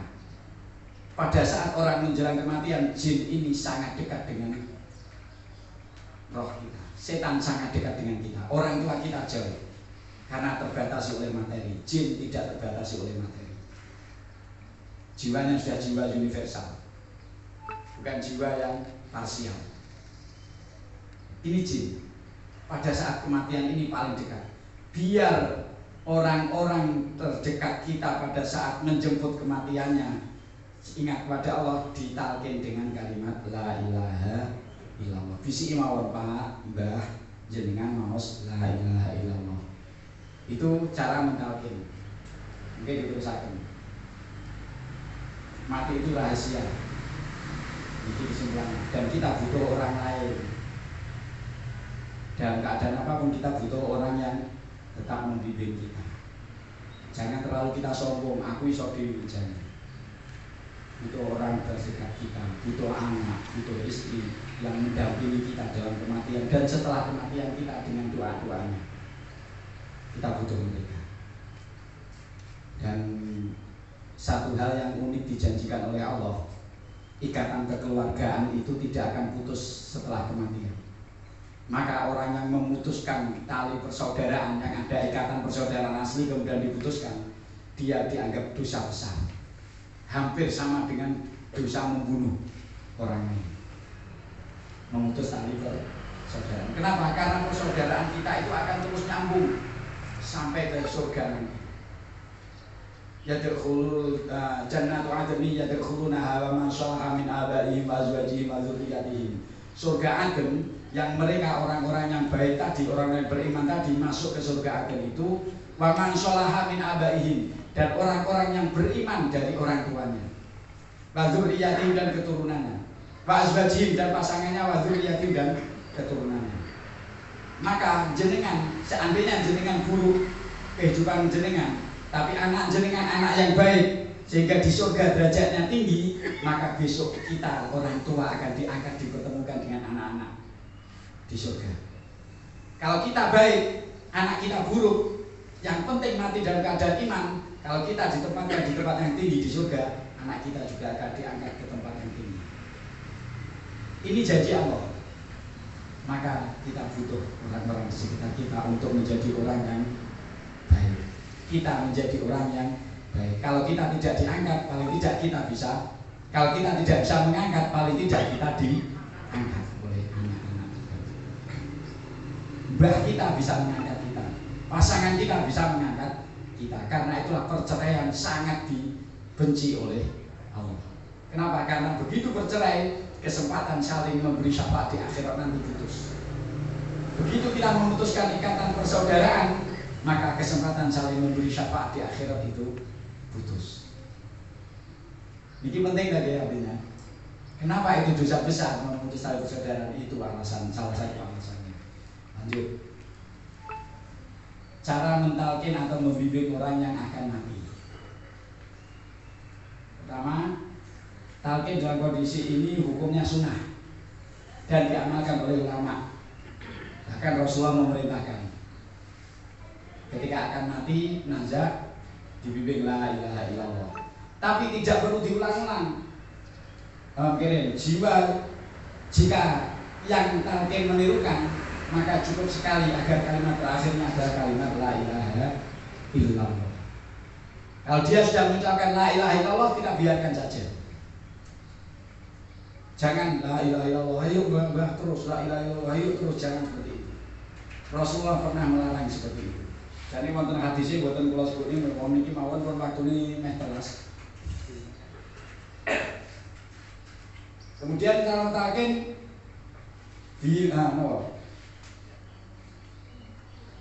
ulama tidak menyukai pengulangan talqin agar dia tidak bosan dan mengeluh. Dan apa sakit bosan? Sangat bisa. Panjenengan boten roh rasane teng kondisi nazak sakaratul maut. Berikutnya jika dia berbicara, maka berbicara lagi setelah mengucapkan la ilaha illallah niku, maka bimbing lagi. Baru ditalqin la ilaha illallah, mendel kok ngomong sesuatu, paham atau dipahami atau tidak pahami, setelah itu ditutup lagi. Ditutup la ilaha illallah. Mengucapkan la ilaha illallah dia. Harapannya apa? Kalimat terakhir yang terucap di bibirnya adalah la ilaha illallah. Niki wonten ingkang nembe pirsa keterangan ngoten. Cara mentalkin seperti ini ada yang baru tahu? Sebagian sudah ya, sebagian besar sudah. Tapi ada tadi di sana yang baru tahu. Ini cara mentalkin orang yang akan mati. Jauhkan obrolan duniawi dari sekitar orang yang sakaratul maut. Kamar tengah sakaratul maut tengah itu boten usah damel ngomong-ngomong ingkang urusan duniawi. Napa malih urusan maksiat, napa malih guyonan. Kalau mau guyonan cari tempat lain. Di ruang tamu atau ruangan lain. Tapi yang penting tempat itu steril. Bacakan tempat itu bacaan Al-Quran. Kalau tidak bisa baca sendiri, MP3 nggak apa-apa. Saya mulai gajaran MP3 ini. Paling tidak ada bacaan Al-Quran, insya Allah tetap ada pengaruhnya. Karena jin juga tidak suka dengan bacaan Al-Quran. Tapi akan lebih baik bacaan kita sendiri, meskipun hanya surat Al-Ikhlas, meskipun bisanya hanya surat Al-Fatihah, meskipun bisanya hanya surat An-Nas. Yang penting di situ ada bacaan Al-Quran terus, atau zikir-zikir terus. Kemudian bersiwak mempercepat sakaratul maut. Sesekali yang sakit disiwaki. Nah, ini baru banyak yang baru dengar yang ini. Disiwaki. Siwak itu menggunakan semua hal yang kasar cukup. Maksudnya cukup sudah mendapat pahala bersiwak. Tidak harus menggunakan kayu arok, tidak. Menggunakan segala sesuatu yang kasar, kain yang kasar kenging. Jenengan pengen siwakan kok dirijini tanggane kasar, ngambil dirijini damel siwakan kenging. Angsal ganjaran, tapi diamuk kali kanca ini. Bisa itu dapat pahala itu cukup. Tapi yang paling utama adalah menggunakan kayu arok. Kayu arok itu luar biasa, sangat luar biasa sebenarnya. Saya pernah mempunyai satu klien markiah, pasien ruqyah. Dia sangat benci dengan segala sesuatu yang berkaitan dengan Rasulullah, sangat benci. Sehingga satu ketika kula cekel siwak, begitu dia pegang siwak, ini apa ini? Badhe dibuat, ojo dibuat sih. Lebokno tutukno. Badhe dilebokne ngeten pingsan. Kesadarannya hilang. Ini pernah saya ngalami ini. Dan itu di dalam mobil. Artinya siwak itu luar biasa. Sehingga kalau Rasul menyebutkan, Sayyidina Ali menyebutkan muskhitatun lisyaiton, siwak itu membuat setan, membuat jin itu benci, tidak suka. Itu saya membuktikan seperti terlihat di depan mata saya sendiri. Ini bersiwak, termasuk mempercepat sakaratul maut. Jadi sering digosoi, itu alon-alon, penting digosoi. Gambar kain yang kasar ini tidak harus menggunakan kain. Bagi kita yang mendekatinya, salah satu doa ayat yang paling cepat untuk membunuh. Ini kira membunuh. Maksudnya karena kita tidak tahu mana yang terbaik. Kita tidak tahu mana yang dipilih oleh Allah. Biasanya dalam pengalaman yang paling cepat efeknya ini adalah surat Ar-Ra'd. Kalau memang Ar-Ra'd, kalau memang dia ditakdirkan sembuh, biasanya sembuhnya mendadak. Kalau dia ditakdirkan dicabut nyawanya, biasanya tidak lama. Maka diperbanyak surat Ar-Ra'd juga tidak. Ada hadis yang dianggap dhaif, laqinu mautakum Yasin. Iqra'u atau laqinu Yasin ala mautakum. Bacakan Yasin, talqin orang yang akan, di situ sebagian menafsiri orang yang akan mati di antara kalian dengan surat Yasin. Dianggap dhaif hadisnya, tapi hadis dhaif selama tidak palsu digunakan, diterapkan boleh. Selama tidak terlalu dhaif. Diterapkan hanya untuk amal, bukan untuk dalil. Kalau untuk dalil tidak boleh. Hadis dhaif. Itu ulama fikih sepakat. Ulama-ulama ahli fikih sepakat hadis dhaif boleh diterapkan untuk fadhailul amal. Jenengan cari di banyak kitab-kitab ulama, Ibnu Hajar Al-Asqalani, Ibnu Abdi Salam menyampaikan begitu. Hadis dhaif selama tidak sampai ke level palsu, diterapkan, diamalkan untuk mencari pahala, keutamaan dari sebuah amal boleh.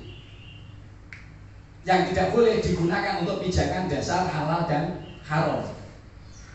Pijakan dasar tidak boleh.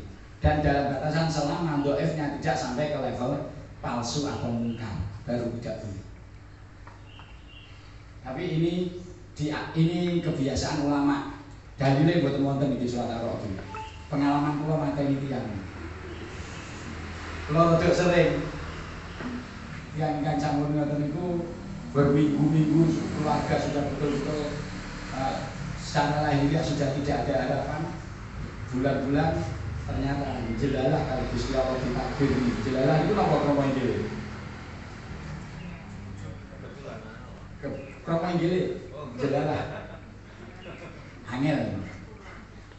Pokoknya jelalah kali Gusti Allah ditakdir ini ditinggal. Tapi tidak selamanya seperti itu. Artinya kita hanya menjemput takdir Allah dengan surat Ar-Ra'd, dibacakan mau diulang-ulang gantian. Kalau memang kondisi sudah sangat tidak yakin kita sembuh. Tapi ketika keajaiban muncul, kadang sembuhnya dadak. Keadaan mayit. Jamin tadi. Terus enggak apa-apa. Terus. Inna mayit ya'rifu ma yarsilu wa yahmilu wa yakrinu. Mayit ini tahu siapa yang memandikan dia.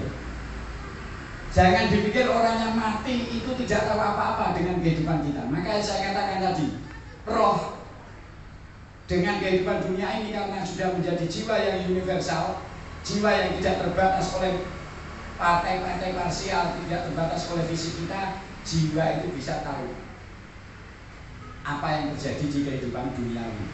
Sehingga orang yang sudah mati itu bisa tahu siapa yang bisa memandikannya. Yang memandikannya tahu.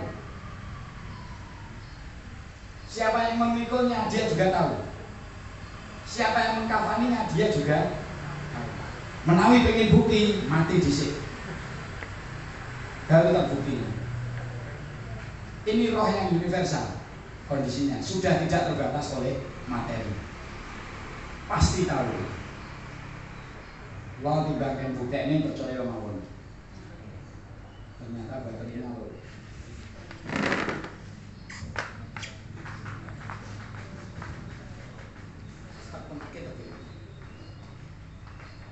Kemudian wama yudlihi fi lahdatihi, ya, fi kufratihi, dan siapa yang mengulurkan dia ke dalam kuburnya, itu ngertos matinya. Ini penting kita pahami. Artinya kita dengan dia tidak ada batas. Sehingga Rasulullah setiap kali ziarah ke makam sahabat, ke makam keluarganya, Rasulullah mengucapkan salam dengan kalimat Assalamualaikum, bukan Assalamualaikum. Salam Rasulullah Assalamualaikum, kalian semoga selamat. Ada dua hal yang unik ini. Sudah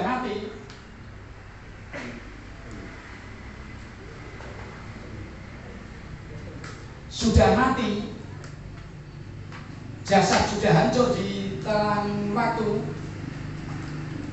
tapi Rasulullah tetap mengucapkan dengan doa, semoga kalian, pertama, semoga kalian, bukan mereka, semoga kalian selamat, yang kedua. Dan kalimat unik ini salam dari Rasulullah terhadap orang yang sudah meninggal dunia. Assalamualaikum darul qaumin mu'minin. Assalamualaikum ya ala diyar minal mu'minin. Assalamualaikum ya ahlal kubur. Karena itulah Rasulullah menganjurkan, ulama menganjurkan setiap kali kita melewati pekuburan makbaroh, maka disunahkan mengucapkan salam. Kok jadi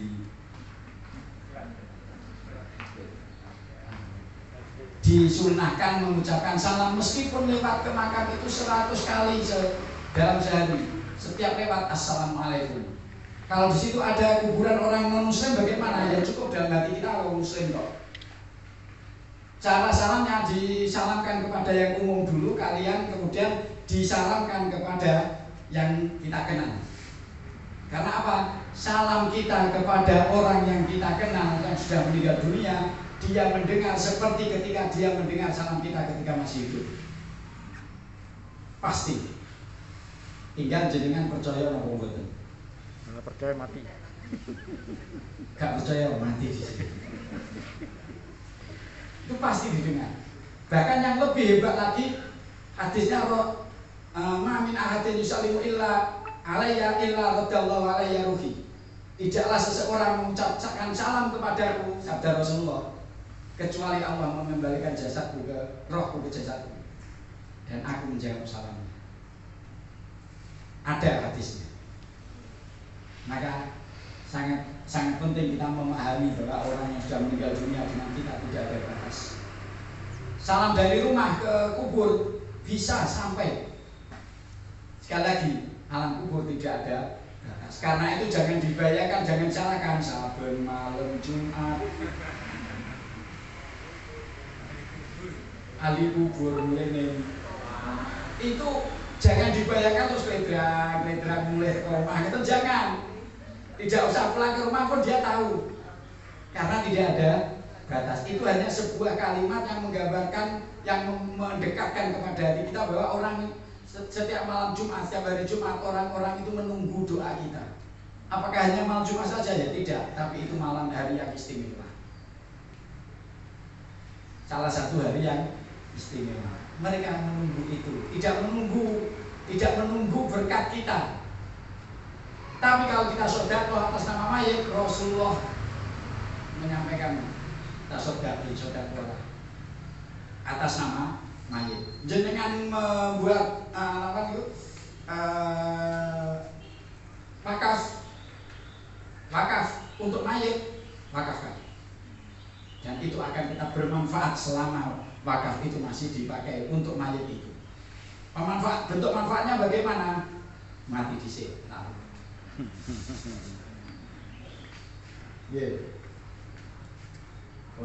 Idza wudi'atil janazah, ada yang baca jenazah.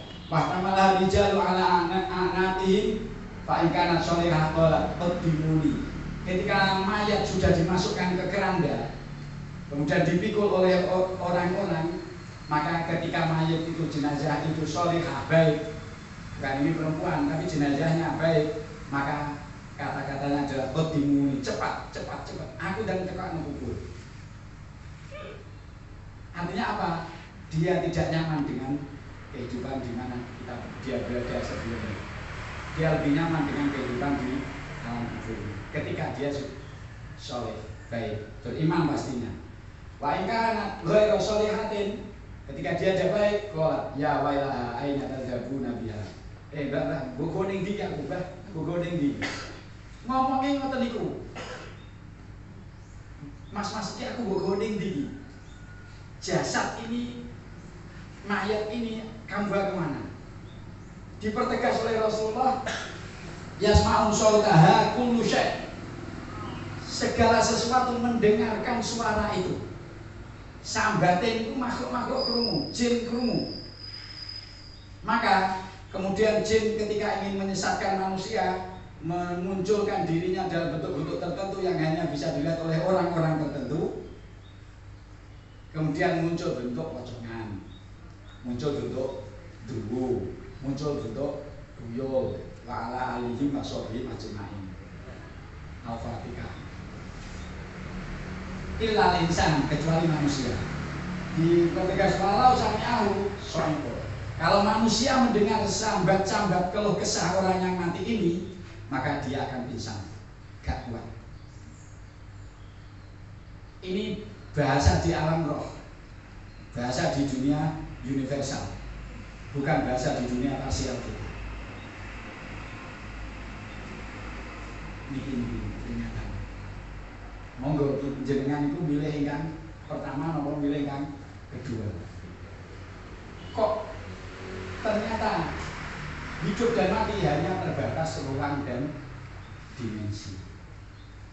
Hidup mati kita hanya terbatas ruang saja, antara yang hidup dan yang sudah mati. Tidak ada batasan sebenarnya. Arwahul mukminin junudun mujannadah. Semoga dengan begini kita selalu menyambungkan hati kita dengan beliau-beliau sudah meninggal dan terus membacakan doa. Terserah doa yang jenengan bacakan. Yang paling ditunggu oleh orang sudah mati adalah sedekah dan istighfar. Termasuk yang paling ditunggu oleh orang mati adalah sedekah dan istighfar. Kenapa? Rasulullah jelas menyebutkan sedekah untuk orang sudah mati sampai. Mayit merespon keadaan keluarganya. Ternyata ketika sudah dikubur, Sa'id bin Jubair radhiyallahu anhu yaqul, sahabat Sa'id bin Jubair menyampaikan, innal amwat la ta'tihim akhbarul ahya. Orang yang sudah mati akan kedatangan kabar berita tentang orang yang masih hidup. Jadi kalau dalam lagu tadi keluarganya menghabiskan harta maka dia marah, ini keterangannya. Dia tahu informasi apa yang terjadi pada yang masih hidup. Fama min ahadil alwamimun ay qaribun illa wa ya'tihi khabaru aqribi. Ketika dia mempunyai kerabat, meskipun hanya satu, maka berita tentang kerabat-kerabat itu datang kepadanya. Fa in kana khairan sarrobi wa fariha. Kalau ternyata kerabatnya itu baik dalam tanda kutip adalah kehidupannya sesuai dengan aturan agama. Jangan dipandang baik dalam di sini, khair di sini, baik secara material jangan. Keliru, karena material di alam sebelah sudah tidak berlaku. Baik di sini adalah baik dalam tanda kutip adalah dalam kehidupan agama. Baca Quran, sholat, sedekah, pokoknya api agama nih, maka dia senang dan bahagia. Wa in kana syarron abisalahu la khazina. Ketika buruk maka dia meremut. Cemberut. Tidak suka. Wa hazina, dan dia sedih. Niki sekaligus penyemangat bagi kita untuk betul kayak kalimat penutup dari rangkaian seni. Ini sekaligus penyemangat bagi kita untuk senantiasa berbuat baik. Karena begitu jenengan berbuat baik dalam tanda kutip sejalan dengan aturan agama, maka saat itu jenengan juga membahagiakan orang tua jenengan sendiri.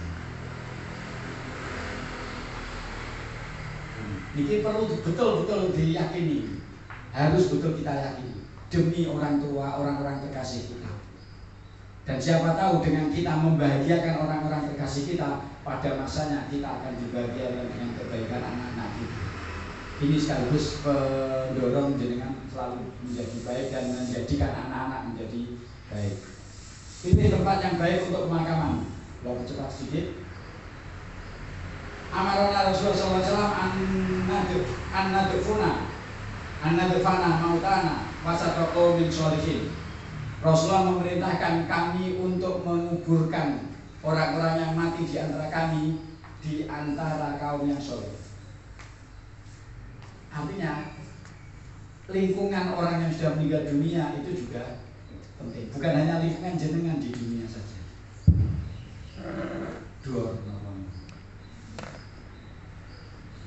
Ya ta'adzawna bil jarisuk. Orang yang mati dia akan sedih, susah, merasa tersakiti ketika kiri kanannya itu buruk. Maka tidak salah ketika seseorang ulama-ulama kemudian mempersiapkan tempat untuk khusus untuk keluarganya di satu tanah di miliknya. Kalau jenengan punya harta yang banyak, wakafkan satu tanah untuk khusus untuk keluarga saya yang baik-baik. Ya enek sing tukang mendem kan yang dua limpahkan. Cari tempat. Kenapa? Karena tetangga-tetangga yang buruk di alam kuburnya dia tersiksa, dia sedih, maka keburukan tetangga itu juga menyakiti orang yang baik. Kama ayat al-dabihi al-ahya, sebagaimana orang yang hidup tersakiti hatinya karena keburukan tetangga-tetangga. Ini keadaan di alam kubur. Asik ya aja. Artinya gini, dengan ketika paham ini, kumpul dengan saudara-saudara yang baik-baik. Kumpul dengan orang yang baik, maka jangan akan asik di alam kubur. alam kubur kok asik. Wedi mati kok asik. Tapi ini gambaran kita. Kehidupan kita ya tidak jauh. Di alam kubur tidak jauh dengan kita. Hanya mereka tidak membutuhkan materi sama sekali. Tidak membutuhkan makanan. Materi bagi mereka adalah apa yang kita berikan dalam bentuk istighfar. Apa yang kita berikan dalam bentuk doa. Amal baik yang dia lakukan, yang kita hadiahkan. Apa sampai? Insya Allah sampai. Menurut ulama-ulama, mendoakan pasca pemakaman.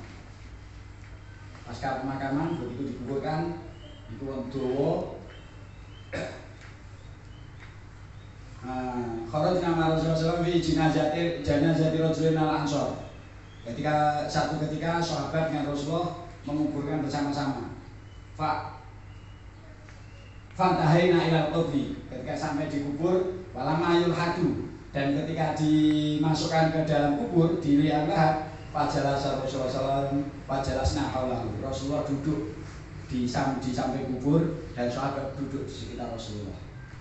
Begitu khusyuknya sahabat duduk sampai kan nama ala ru'usina atau seakan-akan di kepala kita ada bulu. Artinya apa nek manuk betul mani obat ben gak mlayu. Anteng banget. Dingkluk anteng. Faja'ala yarfa'u basarahu wa yanzuru ila sama'. Kemudian Rasulullah mengangkat pandangannya memandang ke arah langit. Setelah itu wa yafadu basarahu wa yanzuru ila al-ardi. Memandang langit, memandang bumi. Cuma qala a'udzu billahi min adzabil qabr. Aku minta perlindungan kepada Allah dari siksa kubur. Artinya kita berdoa untuk diri kita di alam kubur tidak apa-apa. Rasulullah berdoa ini, a'udzu billahi min adzabil qabr. Aku minta perlindungan kepada Allah dari siksa kubur. Kita mendoakan yang di dalam kubur tidak apa-apa. Sudah sedikit kurang. Faqala hamiron. Rasulullah mengucapkan itu berkali-kali. Mengucapkan kalimat a'udzu billahi min adzabil qabr pasca penguburan. Berkali-kali Rasulullah mengucapkan itu. Tidak hanya satu kali. Ini peringatan kepada orang yang di sampingnya, di kiri kanannya. Pembelajaran kepada kita. Meskipun ternyata di hadis lain, ini saya ambil syafaat dari orang yang masih hidup. Intinya di sini kita bisa memberi syafaat kepada orang yang sudah mati. Kita hidup. Loh, syafaat itu apa bilang dia? Syafaat itu apa? Syafaat itu permintaan pihak ketiga untuk pihak ketiga kepada pihak ketiga. Bingung kan? Segitiga maksudnya. Seseorang minta tolong kepada orang lain untuk membantu pihak ketiga. Saya minta tolong kepada Pak Bupati agar memberi bantuan kepada Islamic Center, berarti saya memberi syafaat kepada Islamic Center. Syafaat ini ngoten niku, bentuk syafaat. Jadi syafaat Rasulullah, syafaat Al-Quran, syafaat kita kepada orang yang sudah meninggal dunia berupa doa, minimal meringankan beban mereka, minimal. Meskipun tidak bisa menyelamatkan dari siksa kubur, tapi minimal meringankan. Ini ada. Tidak langsung pulang setelah pemakaman. Karena Rasulullah tidak faragha min dafnil mayyit faqafa alaihi. Ketika Rasulullah selesai menguburkan mayit, beliau berdiri atau berada di tempat itu. Faqala astaghfirullah li akhikum. Istaghfiru li akhikum. Istaghfiru li akhikum. Beristighfarlah kalian untuk saudara-saudara kalian. Mintakan ampunan, istaghfiru, mintakan ampunan li akhikum untuk saudara-saudara kalian. Untuk saudara kalian ini. Mintakan ampunan. Rasulullah seperti itu. Kenapa? Was'alulahu bitasbih. Mintakan kepada Allah untuknya agar bisa tasbih itu nopo bahasanya? Mengukuhkan lisannya, menetapkan lisannya. Apa? Menetapkan lisan bisa menjawab pertanyaan malaikat. Menetapkan lisannya bisa menjawab pertanyaan malaikat. Itu perlu kita bantu. Rasulullah memerintahkan kita membantu menggunakan doanya. Fa'inahu al-an yus'al, karena saat ini dia sedang ditanyai oleh malaikat. saat ini dia sedang ditanyai oleh malaikat. Maka bantu dia dengan doa. Ini penting dilakukan oleh Rasulullah. Mayat saling mengunjungi. Ngobrol. Ternyata ada hadis. Ini sedaya kan kalau hadis. Ternyata ada. Qala Rasulullah SAW asinu akfana mautakum. Dengan hadis iki mbak hadis sing kene boten percaya. Usahakan kafan-kafan orang yang mati di antara kalian yang baik. Baik ini tidak harus mahal. Kalau sampai mahal yang harganya misalnya kafannya per meter 150.000, niku wis israf berlebihan. Pokoknya umum kafan yang baik. Sampun ngantos kafan sing butek kusem. Kenapa? Fa'innahum yatabahawna. Karena mereka di alam kuburnya juga saling berbangga-bangga diri. Ini Rasulullah yang menyampaikan. Wa yatazawaruna fi kuburihim, dan mereka saling menziarahi, saling berkunjung di dalam kubur. Percaya apa boten? Mati dhisik. Jadi tonton matine. Ini Rasulullah yang menyampaikan. Artinya ada alam kehidupan di alam kubur itu. Hampir mirip dengan alam kehidupan kita. Hanya tidak ada materi. Tidak ada materi di sana yang membuat kita merasa senang dengan materi itu. Yang membuat mereka senang adalah amal baik mereka, kebaikan mereka. Loh, ini kok memerintahkan kafan yang baik. Ini sebuah sindiran bahasa dari Rasulullah. Artinya nek ngopeni wong sing mati niku ingkang saya. Maknane ngoten. Tapi kalau ya tazawaruna, insyaallah niki serius. Tapi alam roh boten padha kali ziarahe menungso dodok-dodok piye. Kula nuwun assalamualaikum warahmatullahi wabarakatuh. Oh ternyata sampun N. Alhamdulillah niki sekedhik ingkang saged kula rangkum saking keterangan kitabipun Imam Al-Qurtubi di Ahwalul Mauta, keadaan orang-orang yang sudah meninggal dunia.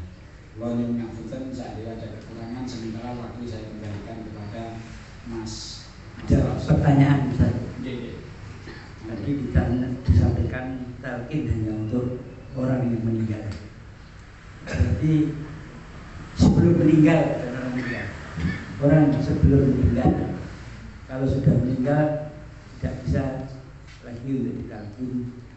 Sementara di lubang kubur tersebut Pak Mudin biasanya memberi bocoran tentang soal-soal yang ditanyakan oleh malaikat, manrobuka dan lain sebagainya. Kira-kira itu manfaat atau tidak bagian tersebut?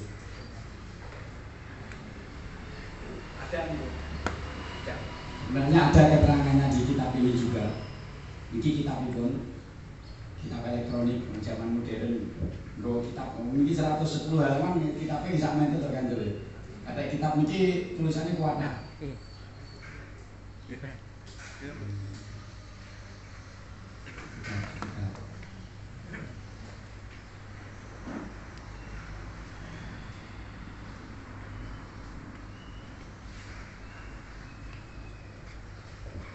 Babu maja'a fi taqdimil insani ba'da mautihi syahadatal ikhlas fi lahdihi.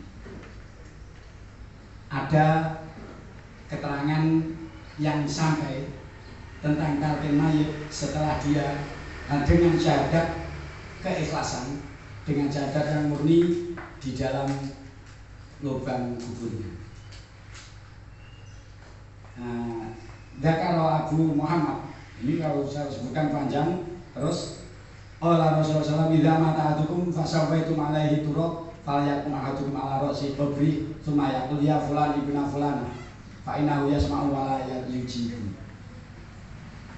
Rasulullah menyampaikan, terlepas mengucap sekali lagi, ini tidak dalam bicara wilayah halal haram.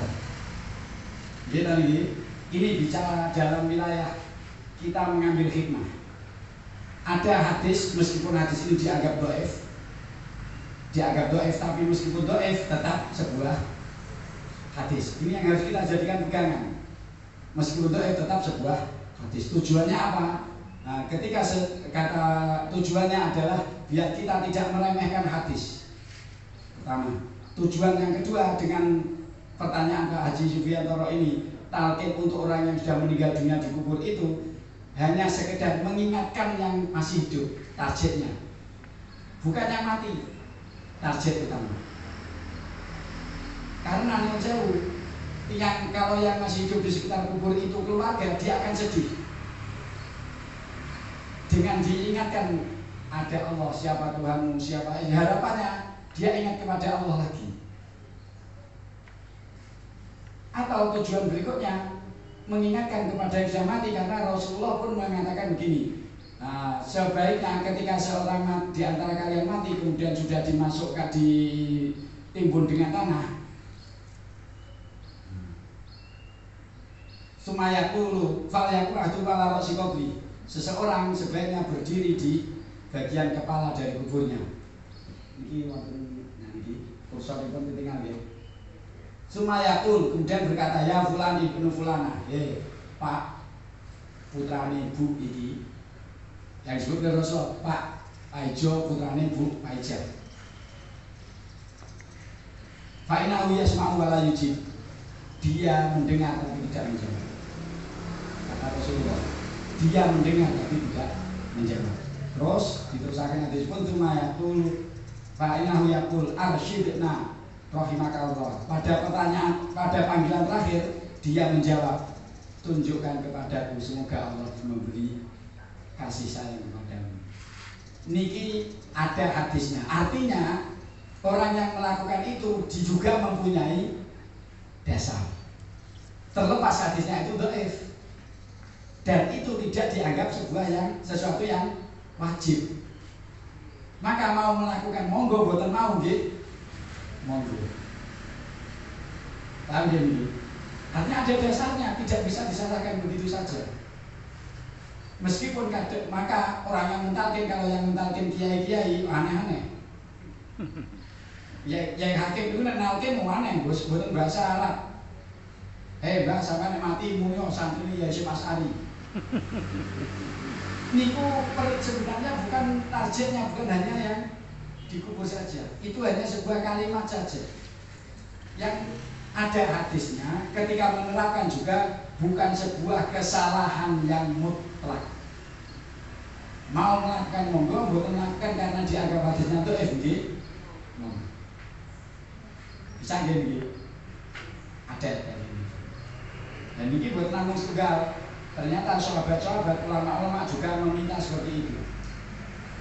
Nanti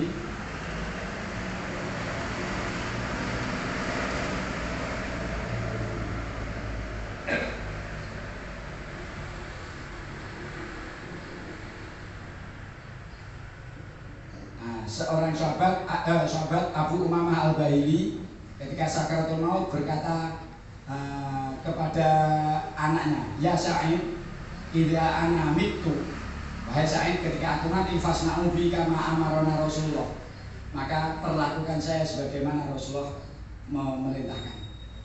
In annasna'a bi mautana, memerintahkan memperlakukan orang yang mati.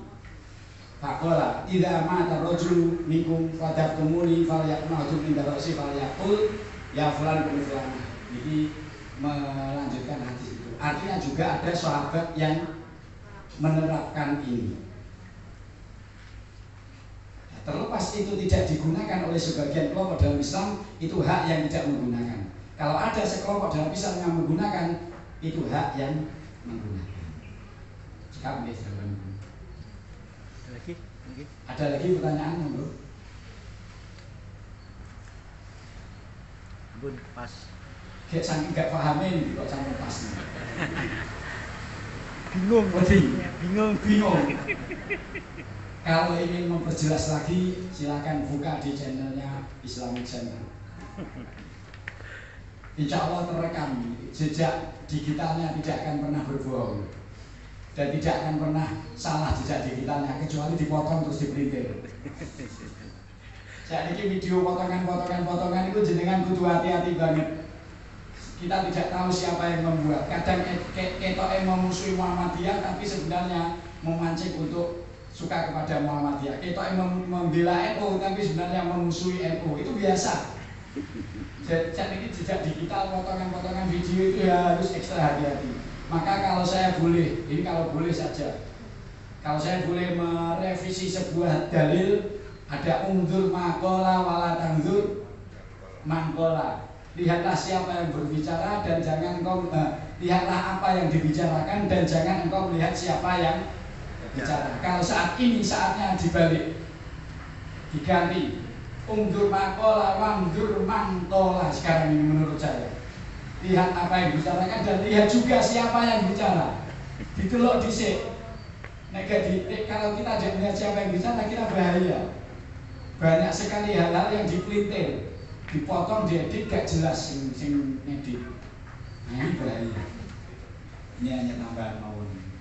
Alhamdulillah, semoga apa yang kami sampaikan bisa. Sudah ada doa. Isik dulu.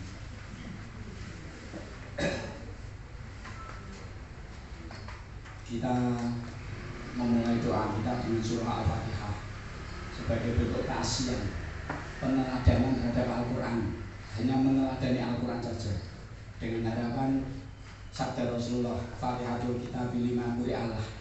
Surat Al-Fatihah itu dibaca untuk apapun bisa, dengan harapan itu bisa tembus kepada kita. Maka ketika jenengan baca Fatihah, jenengan minta kepada Allah apa yang jenengan minta pada kalimat iyyaka na'budu wa iyyaka nasta'in. Mungkin nek boten diterangi ngeten jenengan maca 12 mohon boten kelingan Gusti Allah. Tujuannya biar kalimat itu kalimat-kalimat tertentu hati kita nyambung. Cara yang paling sederhana untuk menyambungkan hati nyuwun. Logis gini, dalilnya apa? Gak dalil-dalilan. Pokoknya nyuwun tidak butuh dalil.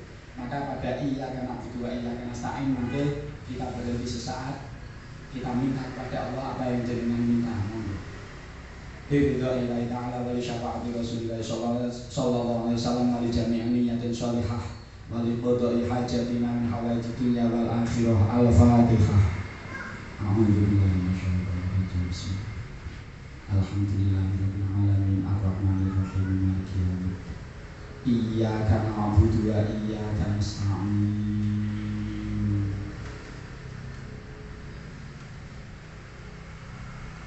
Ihdinas siratal mustaqim siratal ladzina an'amta 'alaihim ghairil maghdubi 'alaihim waladdallin. Amin. Bismillahirrahmanirrahim.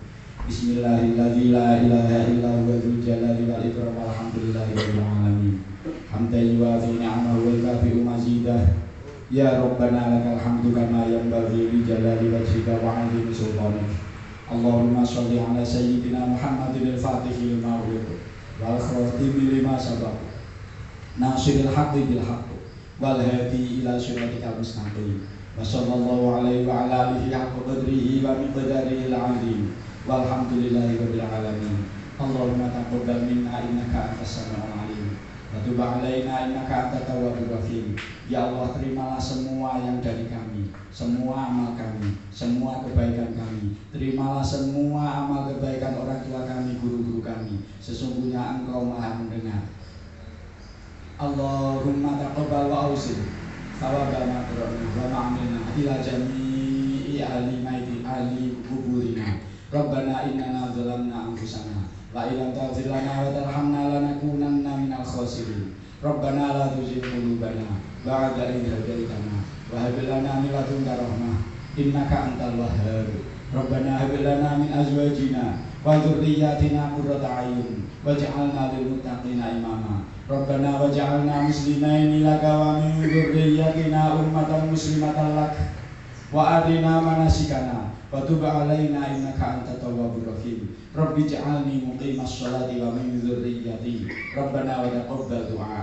Rabbi auzi'ni an ashkura ni'mataka allati an'amta 'alayya wa 'ala walidayya wa an a'mala sholihan tardah. وأصلح لي في ذريتي وأصلح لي في ذريتي وأصلح لي في ذريتي إني تبت إليك وإني من المسلمين ربنا آتنا في الدنيا حسنة وفي الآخرة حسنة وقنا عذاب النار اللهم افتح لنا ولأولادنا وتلاميذنا وجلسائنا وأصحابنا وجماعتنا فتوح العارفين. Ya Allah, bukakanlah pintu hati kami. Ya Allah, bukakanlah pintu hati keluarga kami, anak-anak kami, keturunan kami, murid-murid kami, sahabat-sahabat kami, jamaah kami, ya Allah. Sebagaimana Engkau membuka pintu hati ulama-ulamamu, ya Allah. Allahumma ftah lana wa li auladina futuhal arifin bihikmatika wansyur alaina rahmataka ya dzal jalali wal ikram. Berikanlah hikmah-hikmahmu kepada kami, ya Allah. Tebarkanlah rahmat kasih sayangmu kepada kami, ya Allah. Allahumma inna nastaudi'uka ma'alamtana fardudu ilaina inda hajatina ilaihi. Ya Allah, kami titip apa yang telah Engkau berikan kepada kami, ilmu-ilmu yang Engkau berikan kepada kami, titip kepadamu, ya Allah. Kembalikanlah semua itu kepada kami saat kami membutuhkannya, ya Allah. Inna nastaudi'uka imanana wa islamana ilaik. Kita titip iman Islam kami kepadamu, ya Allah. Inna nastaudi'uka ahlana wa dzurriyyatana wa talamidana ilaik. Kami titip keluarga kami, keturunan dan murid-murid kami kepadamu, ya Allah. Inna nastaudi'uka hayatana wa ma razaqtana ilaik. Kita titip hidup kami dan apa yang telah Engkau rezekikan kami kepadamu, ya Allah. Inna nastaudi'uka jami'a ma a'taitana ilaik. Kami titipkan semua yang telah Engkau berikan kepada kami, ya Allah. Titip kepadamu, ya Allah. Fafadha bihayatina. Jagalah semua itu selama kami hidup, ya Allah. Fafadha bihayatina. Jagalah semua itu selama kami hidup, ya Allah. Tidak ada yang bisa menjaganya kecuali Engkau, ya Allah. Wafadha fi mautina. Jagalah semua itu pada saat kami mati, ya Allah. Wafadha fi ma ba'dal mamat. Jagalah semua itu setelah kematian kami, ya Allah. Jagalah semua itu setelah kematian kami, ya Allah. Hanya kepadamu kami titip dan hanya Engkau yang bisa menjaganya, ya Allah. Allahumma inna nas'aluka husnal khotimah. Husnal khotimah, ya Allah. Husnal khotimah, ya Allah. Akhirilah hidup kami, ya Allah. Akhirilah pekerjaan kami, ya Allah. Akhirilah semua urusan kami dengan akhir yang baik, ya Allah.